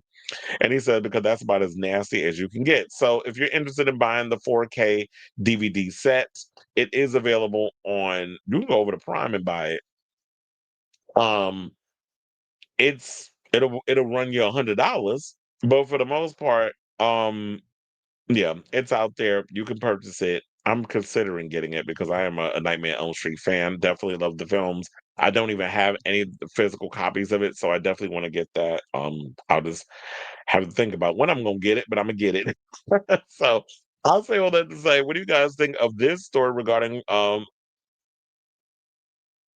Robert Englund? I almost forgot his damn name as I'm doing the article. Robert Englund talking about A Nightmare on Elm Street. It has been long overdue since we got a new Nightmare on Elm Street movie. Hopefully they can get one up and running. But I do think if we're gonna do one, it needs to kind of take off from Dream Warriors. I also think that one of the things that we love about, well, I love about the franchise is that yeah, make a direct sequel to Dream Warriors, which I do feel like is the best sequel, as I said, and you need to do what worked in Dream Warriors, focus on the characters, use their fears as a springboard to come up with cool nightmare sequences.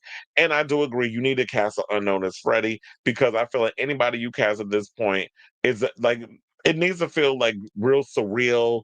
It got to be all about a production. Like take a page out of Final Destination. Final Destination's always been about the setup of the kills and how that all works when death comes to take all these people out. You kind of need to take that approach when you're coming up with these dream sequences, is that it needs to be all about the sequences within that situation when they're falling asleep and all the craziness that comes up with that, and have somebody who really knows how to bring a lot of those visuals to life. And then you'll have yourselves a hit horror film. So let me know what you guys think of this story in the comments down below. Meanwhile, new Stranger Things merch is leaking the details of the 5th season. I don't know why they put out Funko Pops and shirts on. You know what? I've been noticing they've been tending to do that lately because and some of the YouTube shows that I watch, they reveal a lot of that. They're like the Funko Pops and a lot of the shirts and things that they reveal, or the toys or whatever, from like a lot of movies, TV shows, like even when it's Spider-Man or the, Avengers, whatever the case is, some people truly believe this, that Avengers Doomsday is going to be split into 2 movies. I actually think that would be a good idea if they do it that way. Split it into 2 movies, and the third one will be Secret. And Secret Wars will be like the third installment. Because if when it comes down to a lot of the character development and building up to Doctor Doom and all the people he's going to be interacting, you're going to have to make it a long movie and split it. I do think that would be the smart thing. The Dream Master is my favorite installment. I may have shed a tear when Sheila, the dirty black girl, got K-worded off while taking a test. Oh yeah, I liked her.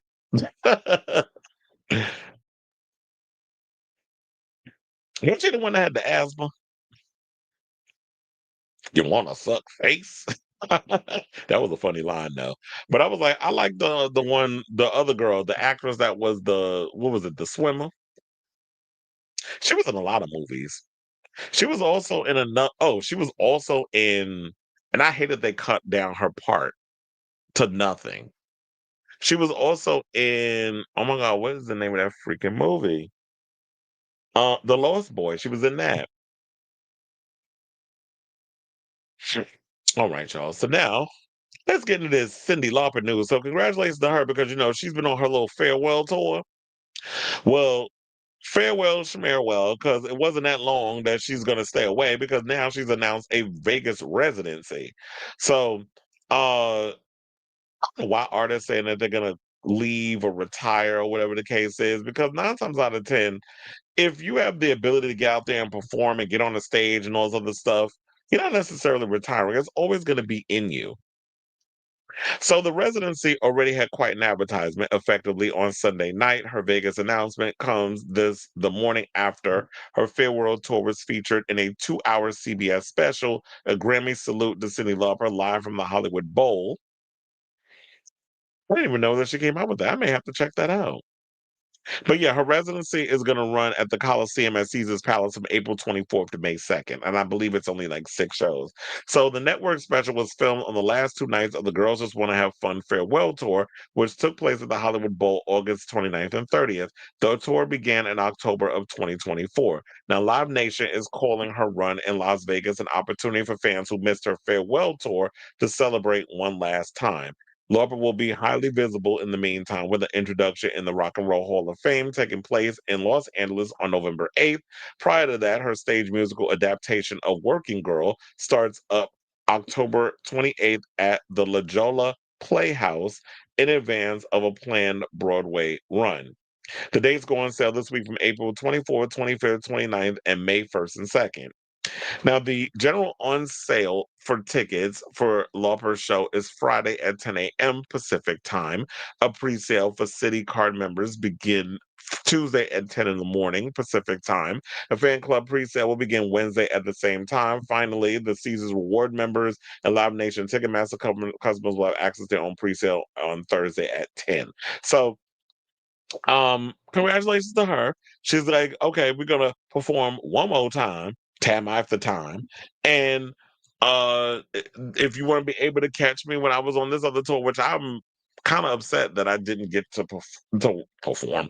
I didn't get to work that show when it happened. I would have liked to, but the opportunity present itself. It is what it is. But I know a lot of people who went to see the show thought it was. They said they had a good time. And it was a good live experience. So, congratulations to you, Miss Cyndi. So I say all this to say, what do you guys think of this story? Would you be checking out Cyndi Lauper in Vegas now that if you have not gotten the opportunity to see her perform in her final leg of her residency, her farewell tour?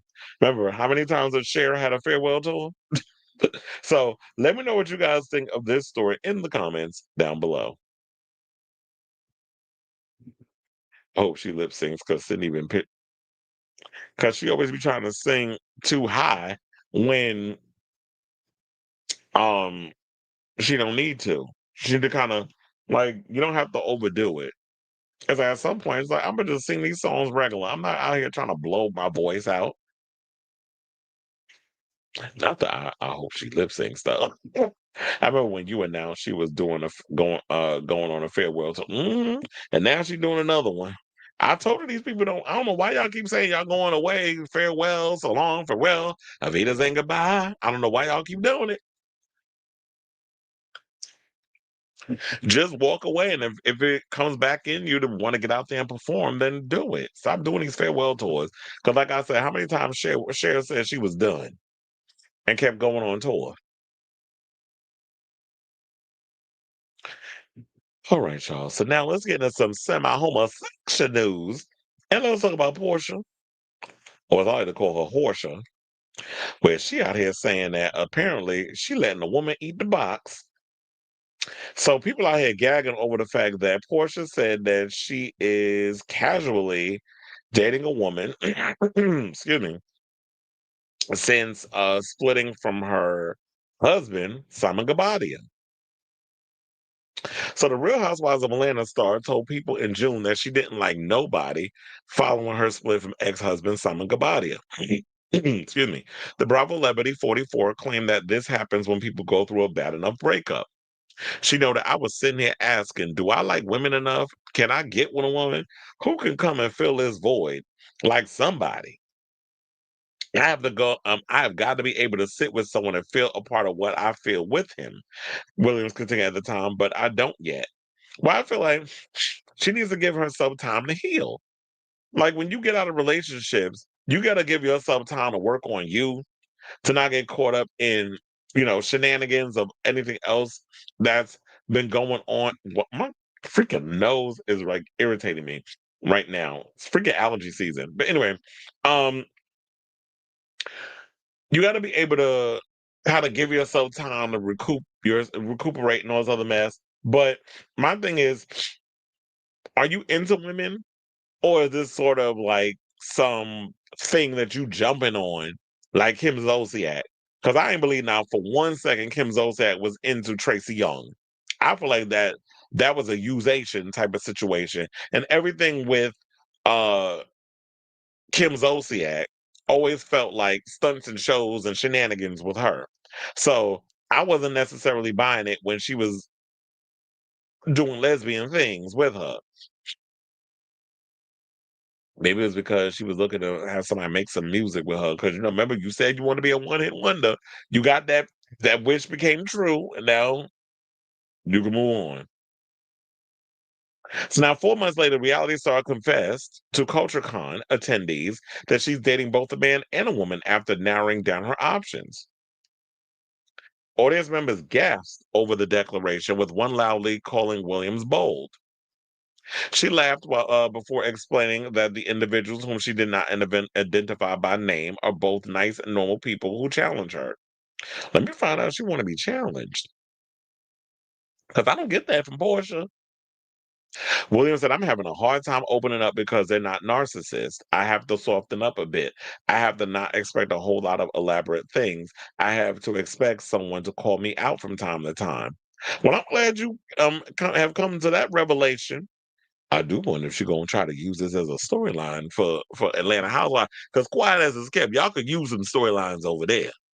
First of all, you could definitely use a wick and a prayer or whatever you want to call it. Y'all need something over there because that these seasons been dry and a mess and nobody cares.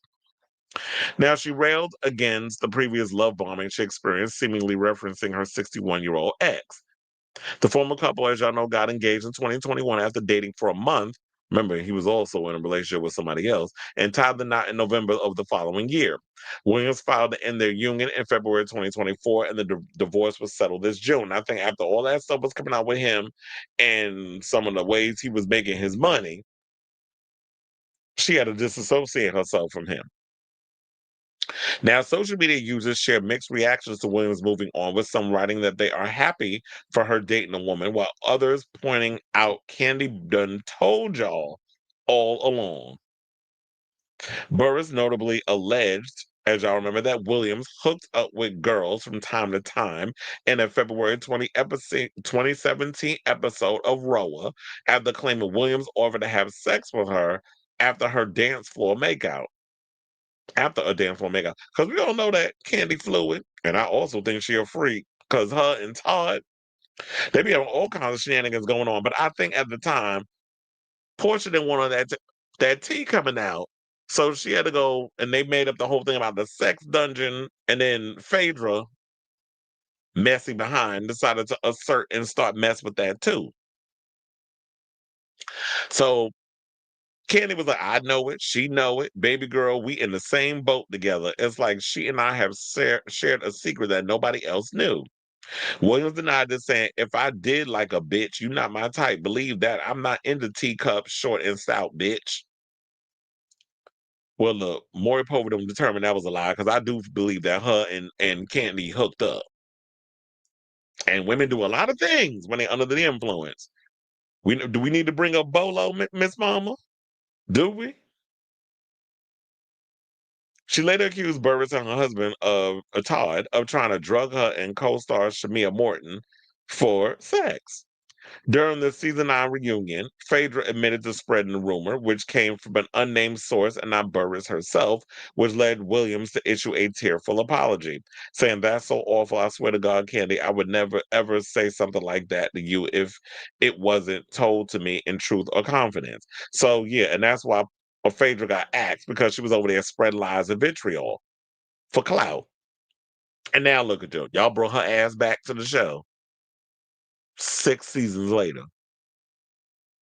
So I don't know why people can't just openly admit they like getting a box A. Like, if you into the same sex, especially with you living in Atlanta, that should come to no as no surprise. Then just own it.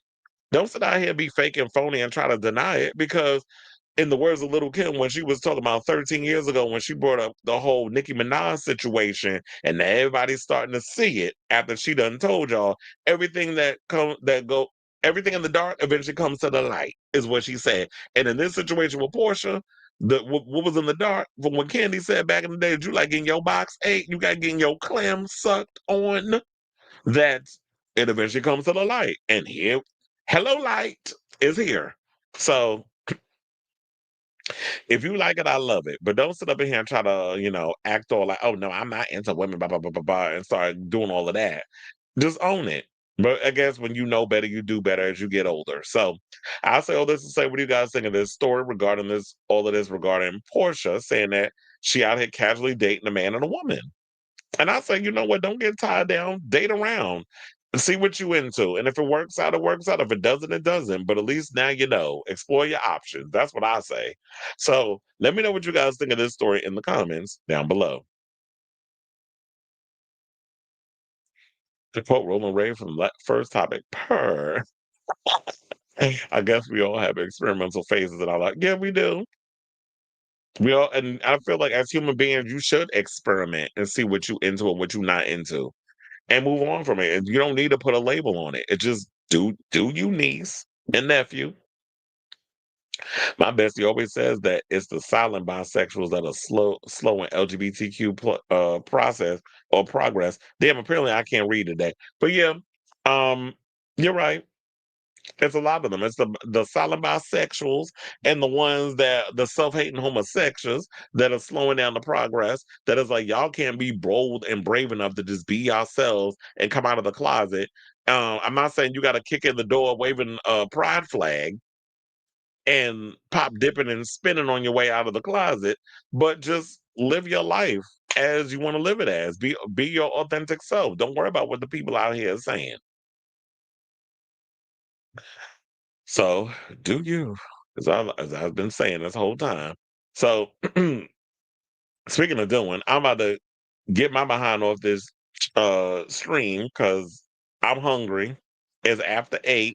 I'm gonna try to see if I can finish watching these even though I already went through and talked about it, these last 2 episodes of Monster, the Ed Gein story. And if I can find the documentaries, I'm gonna probably watch those too. And then because October, even though I watch horror movies all year round, I might watch a couple of scary movies or whatever the case is and wind down. And I'll be back on tomorrow with a brand new episode of Chris Avalon Unfiltered. So in the meantime, thank you all for tuning in. Hit that like button, that subscribe button, smash the notification bell if you have not already.